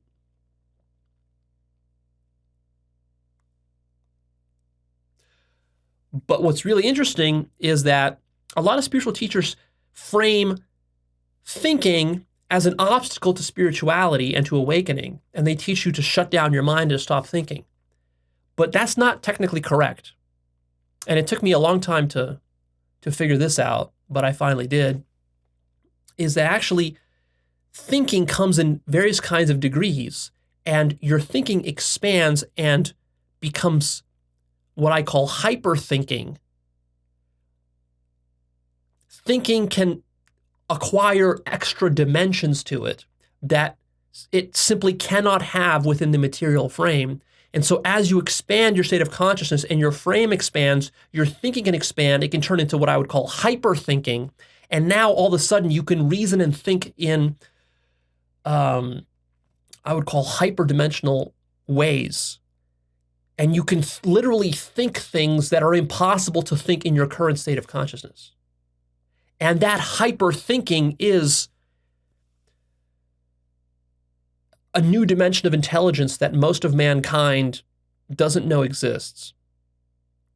It's a kind of thinking or intelligence that you would imagine an alien that is 1 million years more evolved than the human species, if we ever encountered such an alien and communicated with it somehow.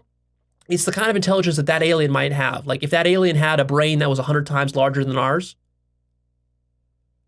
try to imagine what kind of intelligence they could have and what kind of ways of thinking. Like imagine an alien mind thinking in sort of hyper, in a sort of a hyper manner, like hyper intelligent. I'm not just talking about the difference between like 150 IQ points versus 200 IQ points. I'm talking about the difference between like 150 IQ points versus 1 million IQ points, like that level of difference.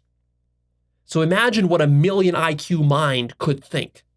This would be a super intelligence that maybe you would only attribute to some sort of AI. You know, if we linked every computer on the planet together, every supercomputer, and somehow it turned into some sort of, you know, sentient AI or whatever, you know, in these sort of science fiction scenarios, you can kind of imagine how much smarter it would be than the average human, right? Well, the funny thing is that I've already accessed this intelligence. And you can access it too. The reason we're talking about this is because I want to help you to access this intelligence. It's fucking amazing to access this intelligence. You can access 1 million IQ points and see what that's like. You're able to think thoughts that are impossible to think in your current state of consciousness. Imagine a mind that's able to think like 100 different threads of thought at once and then interconnect them together. It's not just more thinking. It's not just faster thinking. It's a much more robust, higher bandwidth, multidimensional way of thinking. It's incredible. And it doesn't just scale linearly, it like scales exponentially. It's not just more thinking, it's a much higher quality thinking, and all the limitations of normal human thought, those are all transcended, and the thinking process itself becomes spiritualized. It's a mystical kind of thinking.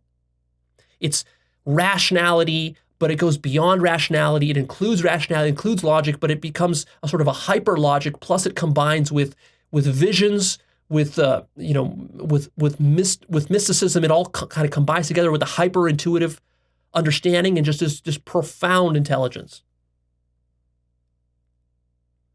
And so when your state of consciousness expands, your thinking expands, and all of a sudden shutting off your mind is no longer the goal. It's no longer desirable. You can think, and your thinking is so powerful that you can just cut through all the bullshit of normal human thought, and you can access spiritual truths that are impossible to access otherwise. And in fact, there are spiritual truths you could access through this, what I'm going to call hyper-thinking, that you're not going to be able to access if you just shut off your mind and go into a meditative state like the Zen Buddhists do, which is one of the limitations and problems that I've always had with stuff like Buddhism and Zen Buddhism and so forth, where they teach you to just shut off your mind, is that, yeah, you can do that and you can access some cool states of consciousness and you can even have some awakenings, but you don't access hyper-thinking. And you might say, well, Leo, I don't need to access hyper-thinking. But you don't really know what you're missing until you access hyper-thinking. So some of the coolest, deepest insights require access to this hyper-thinking. Furthermore, some states of consciousness are so radical that they cannot even be remembered or explained to oneself. So there have been states of consciousness that I've accessed that are so radical that even as I sit here now, because my state of consciousness is lower than it was at that peak, as I sit here now, I can barely remember those states, and I can barely even explain them to myself, let alone to you.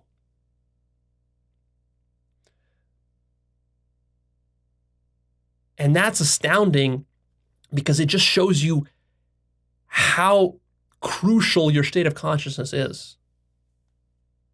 My current state of consciousness does not give my mind enough bandwidth to access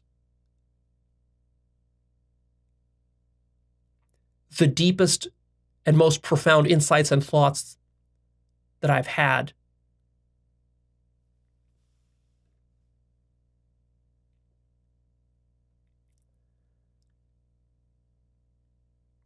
Even my memory in this current state of consciousness is not sufficient to hold truths and insights from those higher states of consciousness.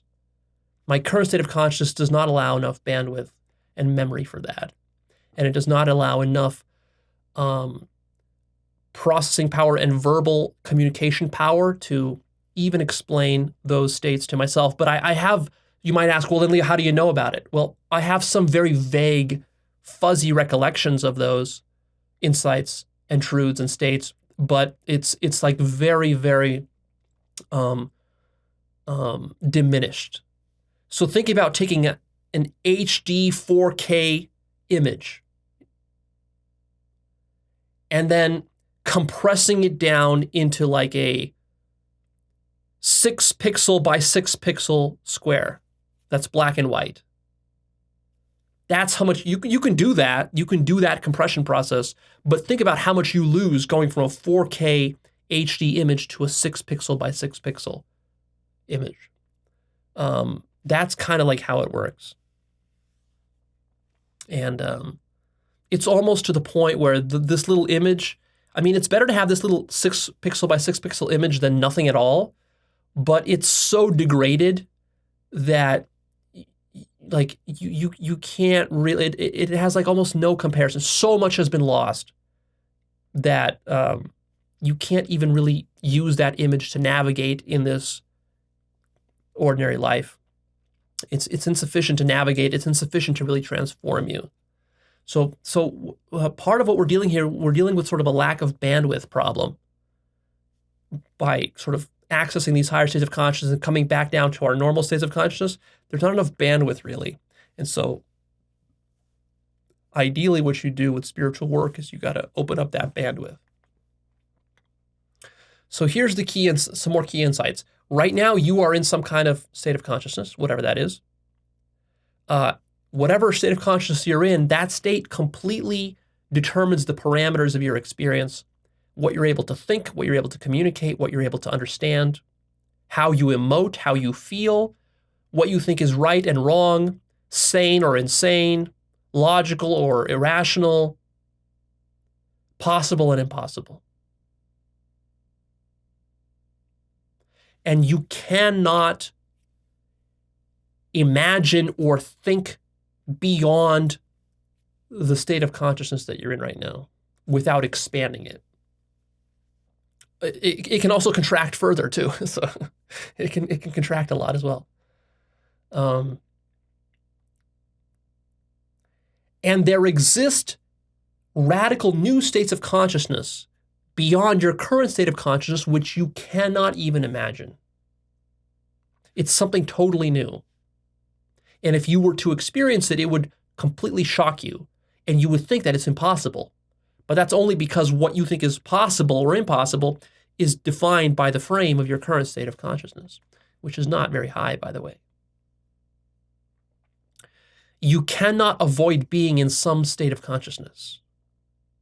No matter what you're doing or how you are, you're in some kind of state. It could be a low state, it could be a medium state, it could be a very high state, but you're in some kind of state. States have trade-offs and pros and cons. Some states are more resourceful than other states. There are certain things you can do in certain states, but not do in other states. For example, in your current state, you can open a book and read it. There could be another state, it could even be a high state of consciousness where your consciousness is so high that it's beyond your ability to read a book. You might say, well, how can that be?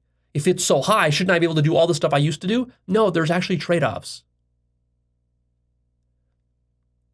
You can have a state of consciousness that's so high that paradoxically it cripples you. You're not able to walk. You're not able to talk. You're not able to think. You're not able to read a book. You're not able to even see the material world. Imagine a state of consciousness where you're so conscious you can't even see a cup of water because you're too conscious to see a finite cup of water. This actually explains why humans have a relatively low state of consciousness, because in a sense, that's what comes with being human.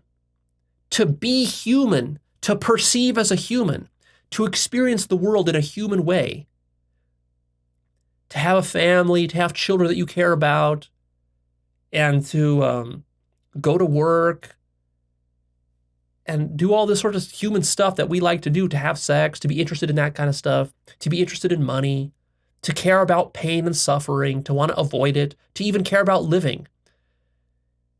These only make sense within a low state of consciousness. If you were in a higher state of consciousness, you wouldn't care about any of these things. You wouldn't care if somebody shot you. You wouldn't care if your children got raped. You wouldn't care about going to work. You wouldn't care about being on time. You wouldn't care about taking a shower or brushing your teeth. These things wouldn't matter. So that explains why humans struggle so much to understand reality. Is because there's such higher dimensions of reality that are so beyond being human. I want you to really grasp that this idea of something being impossible, impossibility is a function of your state of consciousness. And at the highest state of consciousness, nothing at all is impossible. The highest state of consciousness is infinite possibility. There's literally nothing that consciousness cannot imagine when it is fully conscious. Because consciousness is unlimited. That's what infinity is. It's complete lack of limitation. We could call that God mode. That's what God mode is. Nothing is impossible from God mode. But from a lower state of consciousness, a lot of things are impossible because the lower states are filled with finite things and limitations. So changing your state of consciousness is the number one most significant change you can make in your life. It's more important than earning money, having sex, or anything else. There's two kinds of changing your state of consciousness. One is a temporary state change, and two is a change, a permanent change to the baseline of your consciousness, the state that you're usually habitually in most of the day when you're not sleeping, let's say. You can even change the baseline state of how you sleep, the state you sleep in. You can even change that, something like lucid dreaming or whatever. But yeah, so raising your baseline. Both are very important. Both have their utility. Obviously, the more you can raise your baseline, the better. That would be the ideal. The problem is that it's actually very difficult to change your baseline state of consciousness. It's much easier to get a temporary peak, and then it's hard to maintain that peak, and you come crashing back down to your baseline, or even sometimes lower than your baseline. Then you kind of even back out, and you stabilize at your baseline. But a lot of times the mistake people make is that they dismiss the importance of a temporary peak. They say, well, Leo, if it's just a peak and it's just temporary, that it's not true, it's not as true, it's not permanent, therefore it's not real, it's not absolute. Or what's the point even, because you're going to crash back to the baseline anyways, so what good is it? This is a huge mistake. These peaks are a lot of good. First of all, because you're never going to be able to raise your baseline. If all you're doing is focusing on raising your baseline, it's much harder to raise your baseline, and you're never going to be able to reach the kind of level you can get at a peak as your baseline. In practice, you're never going to reach that. So people who just do work on their baseline, they might think that they're being like all disciplined and, traditional, following some traditional Buddhist path. That's all fine and good, but the problem is that you're not going to access the highest states of consciousness, and so you're going to be deluded, even if you do manage to raise your baseline significantly. Of course, the other problem is that if all you do is chase the peak experiences and you do no work on your baseline, then you're going to be very frustrated and spiritually unrounded, because you're just going to be jumping up and down on these peaks, but your baseline is not going to be shifting, and basically you're going to have a lot of maybe intellectual understanding, but your ability to embody and to actually transform your life and to have the happiness and all the benefits that come with the higher states, you're not going to have those consistently, and that's going to cause a lot of problems for you too. So really, you need both. You want both. It's not one or the other.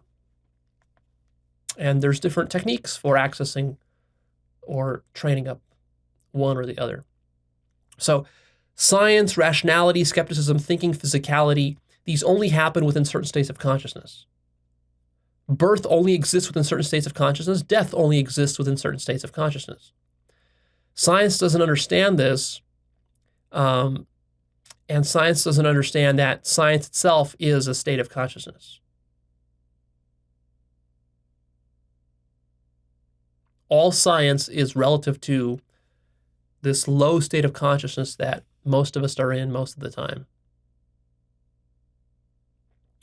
It's important to understand that there is no best state of consciousness, and there's no invalid state of consciousness. So just because you have a higher or a lower state of consciousness doesn't mean the higher ones are better. Again, it all depends on, it's all relative, and it all depends on like what you want to do with it. If your desire is to understand the entire universe, then higher states are better. But if your desire is to live as a human and just do normal human stuff, then the high states of consciousness are not good for you. They're bad for you. If your desire is to maintain your sanity as a human, high states of consciousness are very bad for you. And there's nothing wrong with being in a human state of consciousness, or being in a dog state of consciousness, or a worm state of consciousness. They're all equally valid. They have their pros and cons.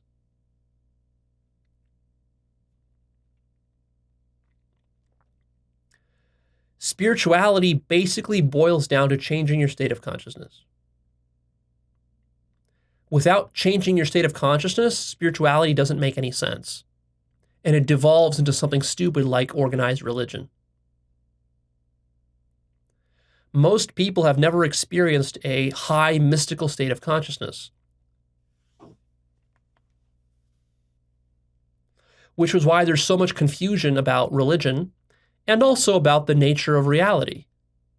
Why both the religious people are so confused, but also the academics and the scientists and intellectuals, public intellectuals, are also so confused, because they haven't accessed sufficiently high states of consciousness, and they're trying to do their best to understand reality from their current state of consciousness, and maybe they do a little bit of practice to expand it a little bit, but it's not sufficient, and they think they can just figure it out with their mind or through reading a book or through doing some math equations or doing some science experiments, and none of that will work.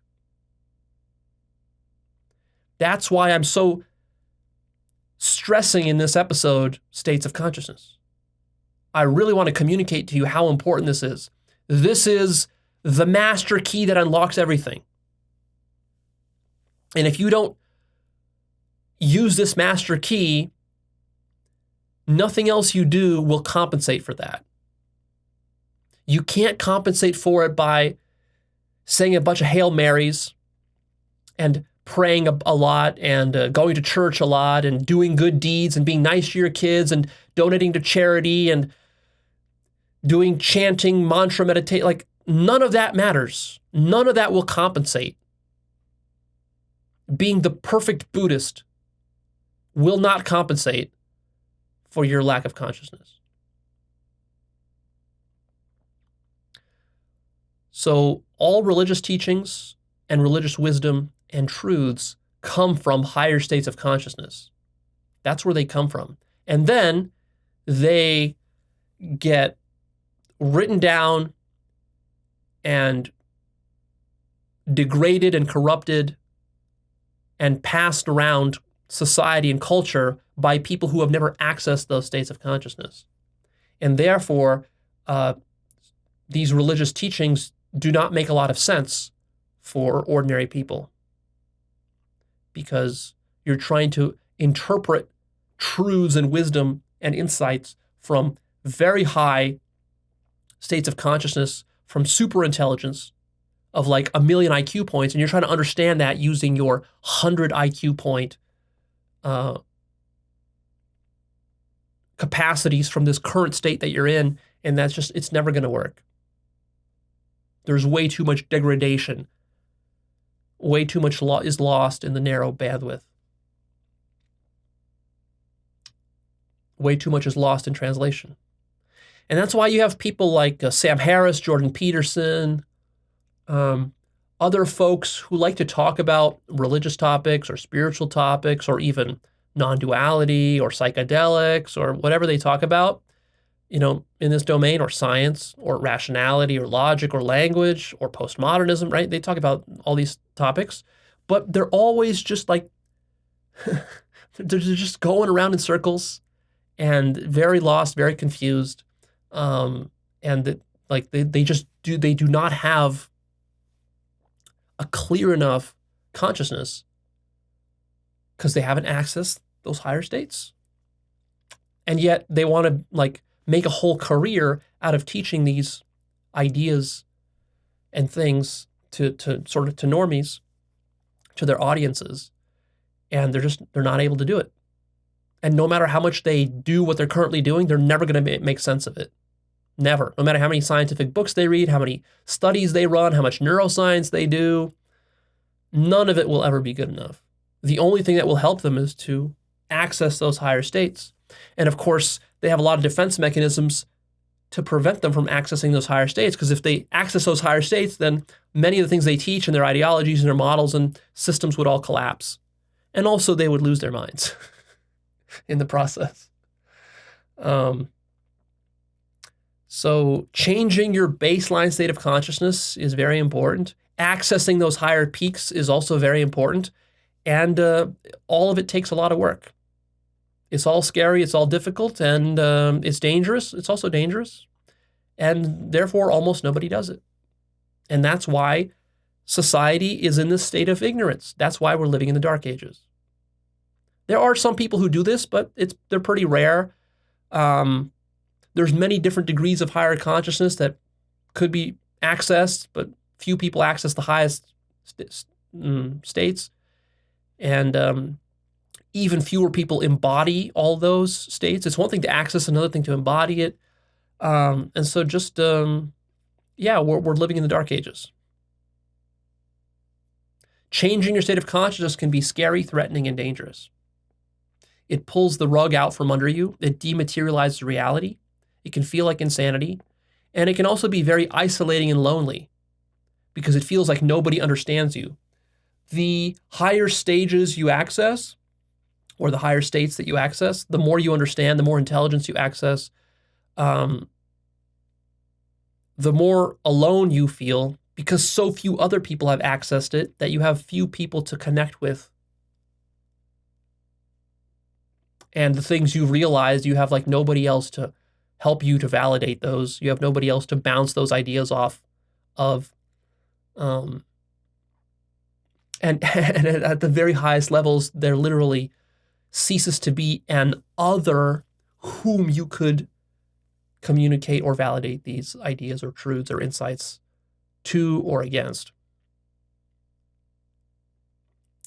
And there even stops being anyone left to teach at those higher levels because it just all boils down to your own consciousness. And that in and of itself is very isolating, lonely, and scary, or it can be as you're struggling to integrate it. So you might be wondering now, well, Leo, changing states of consciousness sounds like it's very important. How do I do it? Well, here's a list of all the ways that you can do it. Meditation, concentration, vipassana. Really, concentration is the key. If you want to access the highest states, you got to concentrate like a motherfucker. I mean, you got to concentrate so powerfully that you can sit for a week and just concentrate for a solid fucking week. Like imagine sitting, staring at a wall for a week. Just concentrating on a fucking wall for a week. That would do it. That's hard to do. That's why nobody does this stuff. Do nothing meditation is good. Being present, very present is good. Contemplation, maybe. I mean, it's hard to access. I mean, contemplation by itself won't really get you to access very high states. Not in my experience. You'd have to combine it with like intense concentration. So, but contemplation is good if you want to sort of like start to think in more abstract ways. Some of those hyper thinking qualities come from contemplation, but it has to be combined with expanded states of consciousness because contemplation by itself doesn't really expand consciousness enough in my experience. Yoga, various kinds of yoga and pranayama. I've talked about Kriya Yoga in the past. That's a good way.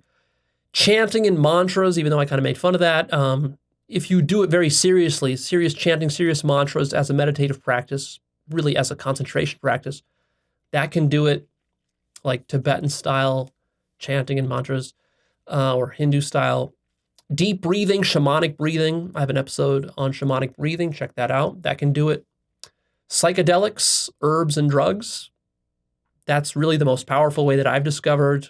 Nothing will shift your state of consciousness faster and more radically than the right psychedelic. I've discussed that a lot in the past, so I won't talk much about it here. I have videos you can watch about that.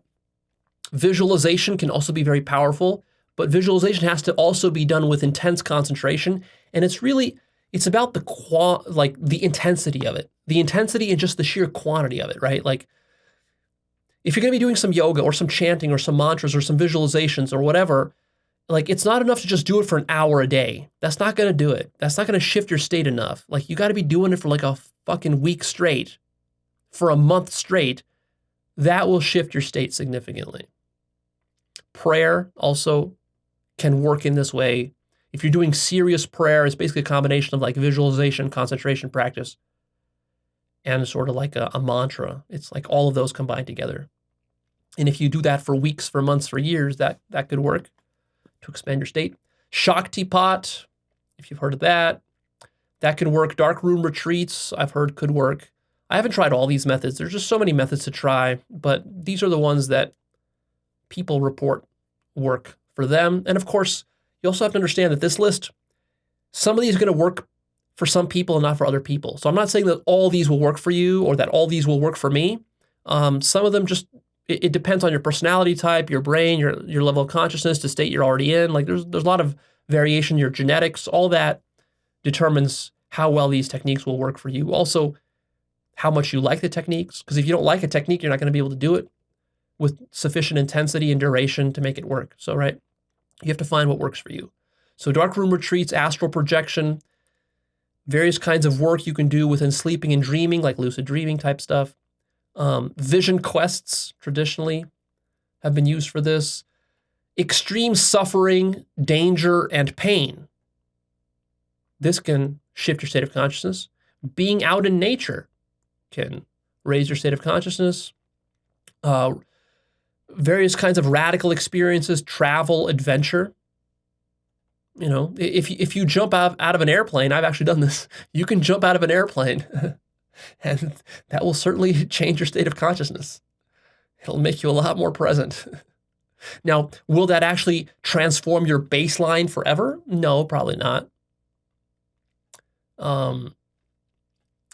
This whole problem of how do you shift your baseline state of consciousness permanently?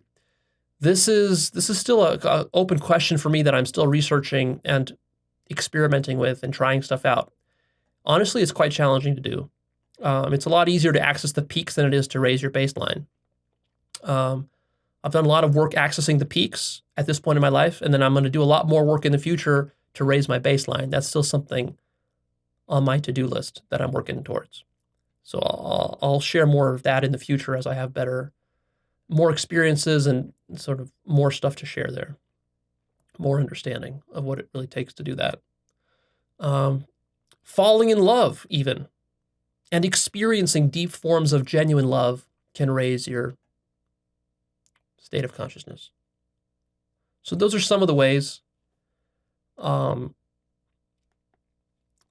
If you're trying to raise your baseline, the most direct method I would say is it's really the hardest one. Sit and concentrate for weeks at a time without distraction. That's basically it. Maybe some yoga and breathing, intense yoga, intense breathing, that can also work. And then if you're looking for ways to experience the highest peaks, then nothing is better for that than psychedelics. So there you go. The function of psychedelics is to show you how consciousness changes, how fluid it is. Go watch my episode called How Psychedelics Work, where I explain that. Because a lot of people are confused about what the function of psychedelics are in spiritual work. So, as I've said, your state of consciousness determines what you can do. Mystics can do impossible seeming things because they are in different states of consciousness. Paranormal abilities and siddhis are possible from certain higher states of consciousness. Stuff like clairvoyance, telepathy, that kind of stuff. If you think it's bullshit, that's because you haven't accessed those states of consciousness. It seems like bullshit from your current state of consciousness. And if you don't think it's bullshit, but you're wondering like, Leo, how do I get telepathy? Or where do I get clairvoyance? Why don't I have these things? Well, because you're not in the right states of consciousness. And now you're asking me, well, Leo, how do I change my state of consciousness to access those things? I want those things. Well, honestly, I don't know. I don't know what it takes to get those abilities. I know it's possible, because really nothing for consciousness is impossible, but I don't know what you would have to do, what kind of work you would have to do to get those as a baseline, to access those as a baseline consistently. I don't know. That would take probably years and decades of practice that the majority of you don't want to do, and that I haven't done yet myself, so I don't really feel qualified to teach it. Every living being is in a unique state of consciousness, whether it's an ant, a kangaroo, a human, an alien, or even you versus your mother and your father. You're all in different states of consciousness. What is God? God is the highest state of consciousness. But it's not just a single state. There's many high states of consciousness, and God is all those states. But even more interestingly, God isn't just the highest states. God is all states. But the trick is, the wrinkle is that God is only self-aware of itself as God from certain high states of consciousness. Those states are what I call awakened states. So even though all states are God, not all states are aware that they are God. So for most of you listening to this right now, Right now, you're in a state, you are God. God is the state you are, but you're probably not aware that you are God. Unless you're God realized, then maybe you're aware of it. Then you're in an awakened state. But most of you aren't. Awakening and enlightenment is a state of consciousness. It could be a temporary state, or it could be a permanent state, but it is a state. There is not a single awakened or enlightened state. There are dozens and hundreds of them. Awakening comes in many degrees. It's not an on-off switch. It's like a volume knob. There exist states of consciousness in which you can access omniscience, from which you can be conscious of how you created all of reality and how you created your life.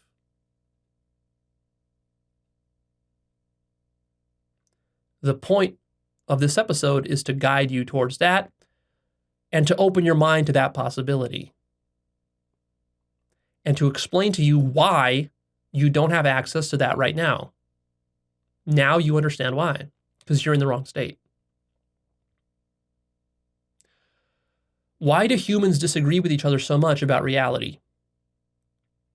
Seemingly believing crazy things. It's not because they're dumb per se. It's because they're in different states of consciousness, which disagree with each other. If you've only been in one state of consciousness your whole life, then mystical teachings will seem insane and irrational to you. And you will rationalize it to yourself that anyone who's teaching this kind of stuff or talking about it is delusional or insane, or a cult leader, or a grifter, or a charlatan, because your mind needs some way to explain it to yourself. Otherwise, your mind won't be consistent. And so your mind comes up with these kinds of rationalizations. And so it would be a lot easier if you just admitted to yourself that there are higher states you haven't accessed yet. And that's why this stuff doesn't make sense to you if it doesn't make sense to you. And so most of the times when you think some spiritual teacher or teaching is coming from some idiot or grifter or cult leader who's delusional, actually that's a projection coming from your own lower state, and actually it's you who's the deluded idiot, because you think you got it all figured out in the state that you're in right now, but there are much more expansive states where you'll realize how dumb you were to think that. Disputes between religions, mystical teachings, spiritual gurus, and enlightened masters are rooted in access to different higher states of consciousness. That's why there's disputes between your various spiritual teachers that you might have studied or read their books. And you wonder, well, how come they're disagreeing? Well, because they've accessed different states of consciousness. And there are so many different kinds of states of consciousness that it's unreasonable to expect every spiritual teacher to access all of them. There's way too many of them to access. It's sort of like expecting your spiritual teacher to have visited every country on the planet. There are too many countries for everyone to have gone to all of them and to experience them all, and to be able to do a very precise comparison and contrasting between all the different countries that exist and all the different cultures, all the different cuisines, all the different languages. It's too many of them. Usually what happens is that your spiritual teacher picks one language, one country, or maybe a couple of them, and they can teach you about that, but then they can't teach you about the places they haven't been to.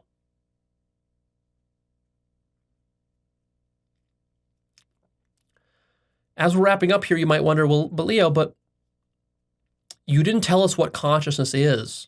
You spoke a lot about consciousness, but you didn't say what it is. You can't say what it is because it's infinite, it's unbounded, and it's everything. And it's the rock bottom. It's absolute. It's more fundamental than explanation or language. It's also beyond your current state of consciousness to grasp. but you can figure out what it is for yourself. Just shift to a higher state of consciousness, and that'll do it. Now you might want to know, but Leo, where did consciousness come from?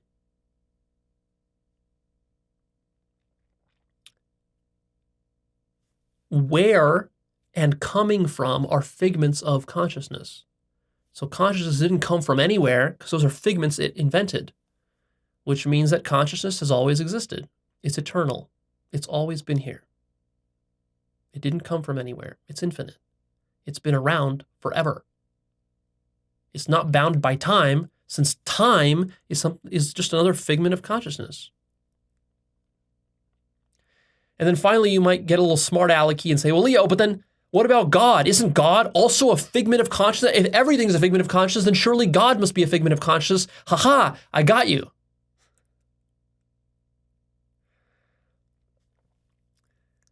God is not a figment of consciousness. God is consciousness. God is all possible figments. God is a meta thing. God is you. You are consciousness. And you are dreaming up various figments.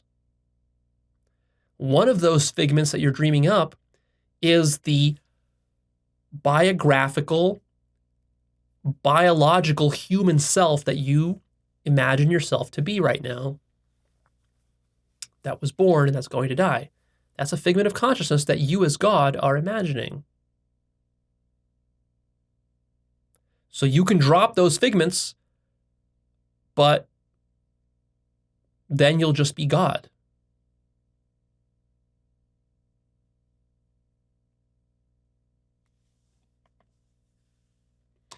That's it. That's the end of this episode. Hopefully that clears things up. Now you understand what consciousness is and how it works. Now, a few caveats and sort of like final warnings that I want to give is my understanding of consciousness is still evolving. It might seem like I'm presenting this as though I understand everything about consciousness, but I don't. I understand consciousness relatively well compared to most humans. And I understand it very well at its absolute highest level. But then where I still struggle is understanding all the nuances and mechanisms and details of how consciousness works. That's still stuff that I need to research and experiment with and test. And a lot of methods for how to raise your consciousness, all that kind of stuff. I'm still testing that stuff out. I still struggle with that stuff. I also struggle to articulate, to model, and to explain consciousness. That's like actually a separate thing. It's one thing to access the highest levels of consciousness and kind of get it for yourself. It's another thing to then come back and then explain it to others, teach it to others, create models about it, articulate about it, and so forth. That's a separate activity. And just because you're good at one doesn't mean you're good at the other. And vice versa. Like you can be very conscious but then bad at articulating it. You can be good at articulating it but then also not be that conscious. And so I'm trying to do both here. Also, I struggle a lot with embodying it. I've accessed very high levels of consciousness, but I still struggle to live and embody like at a very kind of like micro day-to-day level. I still struggle to embody all that. I have a lot of work, probably decades more work to do on that front. And it's challenging work. It's not easy. I struggle with it every day. So don't think that I'm some sort of know-it-all. I mean, yeah, I've accessed omniscience. I've accessed absolute consciousness. I know what that is, but it's still a challenge for me to figure out exactly like why consciousness works the way it does at these finite realms. I still have questions in terms of like a deeper understanding of various facets and aspects of consciousness like love and intelligence. I'm still trying to like grasp and understand, like one of the questions I still have is like, I'm trying to get a better handle on what intelligence is. Like, I know intelligence is infinite. I've accessed that.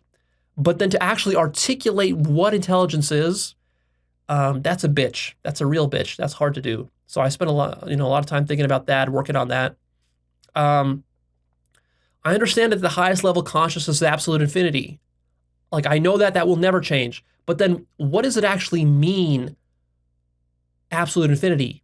What are all the ramifications of that, all the ways it manifests?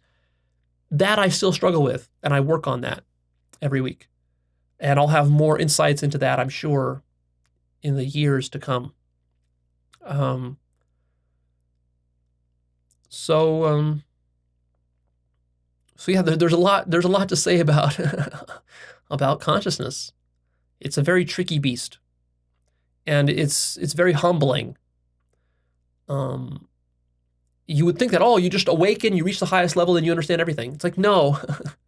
Just because you reach the highest level doesn't mean you understand all the intermediate levels. And then how do you know you reach the highest level? Maybe there's a higher level beyond what maybe you reach something that you think is the highest level, but there's something beyond that. How do you know that? Well, you have to stay humble and be open to the possibility there's something more that you haven't reached yet. And so there's a lot of potential for self-deception here. So I want to refer you back to my episode 3-part series called Self-Deception, Part 1, Part 2, Part 3, where I talk a lot about, that's a foundational piece of my work, is self-deception, that theme of self-deception. And I stress, again, I got to stress to you guys, because sometimes you get the wrong idea that Leo thinks that self-deception is so important and all that, but then he's self-deceived because he doesn't understand that he can deceive himself. It's like, no, as I explained, especially in Part 3 of that series, I'm not immune to self-deception. I always have to be double, triple checking myself. Sometimes I'm second guessing myself 20, 30 times for years and months at a time about some point, about this or about that, because I'm very cognizant of how easy it is for me to deceive myself. And at any point in time, I know that I'm self-deceived about certain things. Not all things, but certain things. There's things that I know I'm self-deceived about that will be corrected and improved in the future. It's like, I can't be perfect. It's kind of like, as I'm teaching this stuff to you guys, understand that it's sort of like I'm constructing the airplane as we're taking off on the runway. It's like, I feel like I'm a pilot in a jumbo airplane. I kind of know how to fly it. I have a vague sense of it, but the plane is only half constructed. You guys are on the plane. We're lifting off, and it's not complete. It's half complete. And that's just how this process is. Like, it's not a perfect process. You're going to be scrambling to scrap this stuff together, and you're flying by the seat of your pants. You're trying to figure it out as you go along, because my life is unfolding as I'm figuring this shit out, and I'm in the thick of it, right? It's not like I'm above it all, teaching it to you. I'm in the middle of it, figuring it out, making mistakes, going through the process, going through self-deceptions, weeding out my own self-deceptions as I'm trying to teach this stuff. So it's challenging, and it's a big responsibility to teach this stuff, because I'm very cognizant of the fact that if I say something wrong, if I deceive myself, the biggest problem is not that I deceive myself. That would be okay, but it's that I deceive you too. Right? And so one of the safety mechanisms that we need here for this process to work is that you have to do the work here. You can't just sit back and listen to me passively and just accept it or believe it. You have to be open to the possibility that I could be wrong about things. You don't know what I'm right about and what I'm wrong about. And so you have to be picky. You have to think for yourself, contemplate this stuff, access your own insights, cross-reference what I say with what other people say, with your own direct experiences, do the practices, and that's the safety mechanism here. That's what keeps you from falling off a cliff.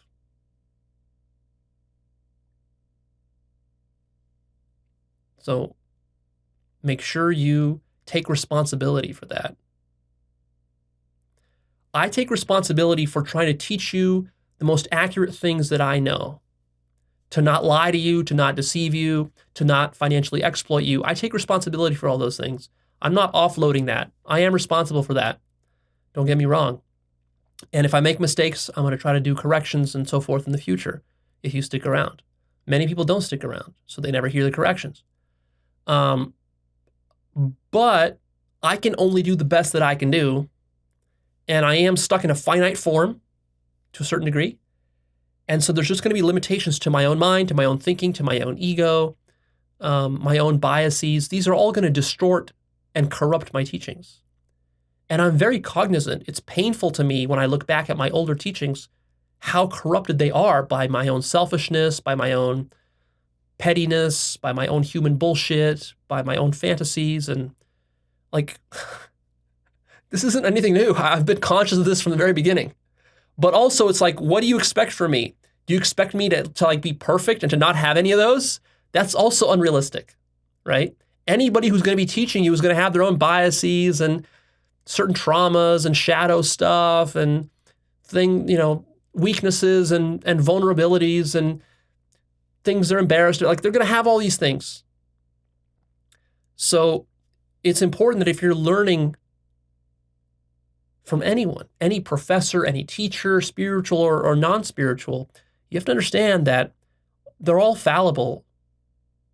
I'm fallible. I make mistakes. We all deceive ourselves. We all have biases. We have different ways of communicating and so forth. And you have to take responsibility and double check everything for yourself and run it through your own filters and see whether it applies to you, whether it works for you, whether it makes sense for you. And that's this process. And there's no algorithm for it. It requires intelligence and wisdom on your part. It requires work and effort on your part. This is not like Sunday school where you come here every Sunday and I just give you a bunch of dogma and you just memorize it and then you're spiritual. This has been a problem with spiritual teachings since the dawn of civilization. And this problem is not going away because spirituality is deeply personal. You have to be doing it for yourself. So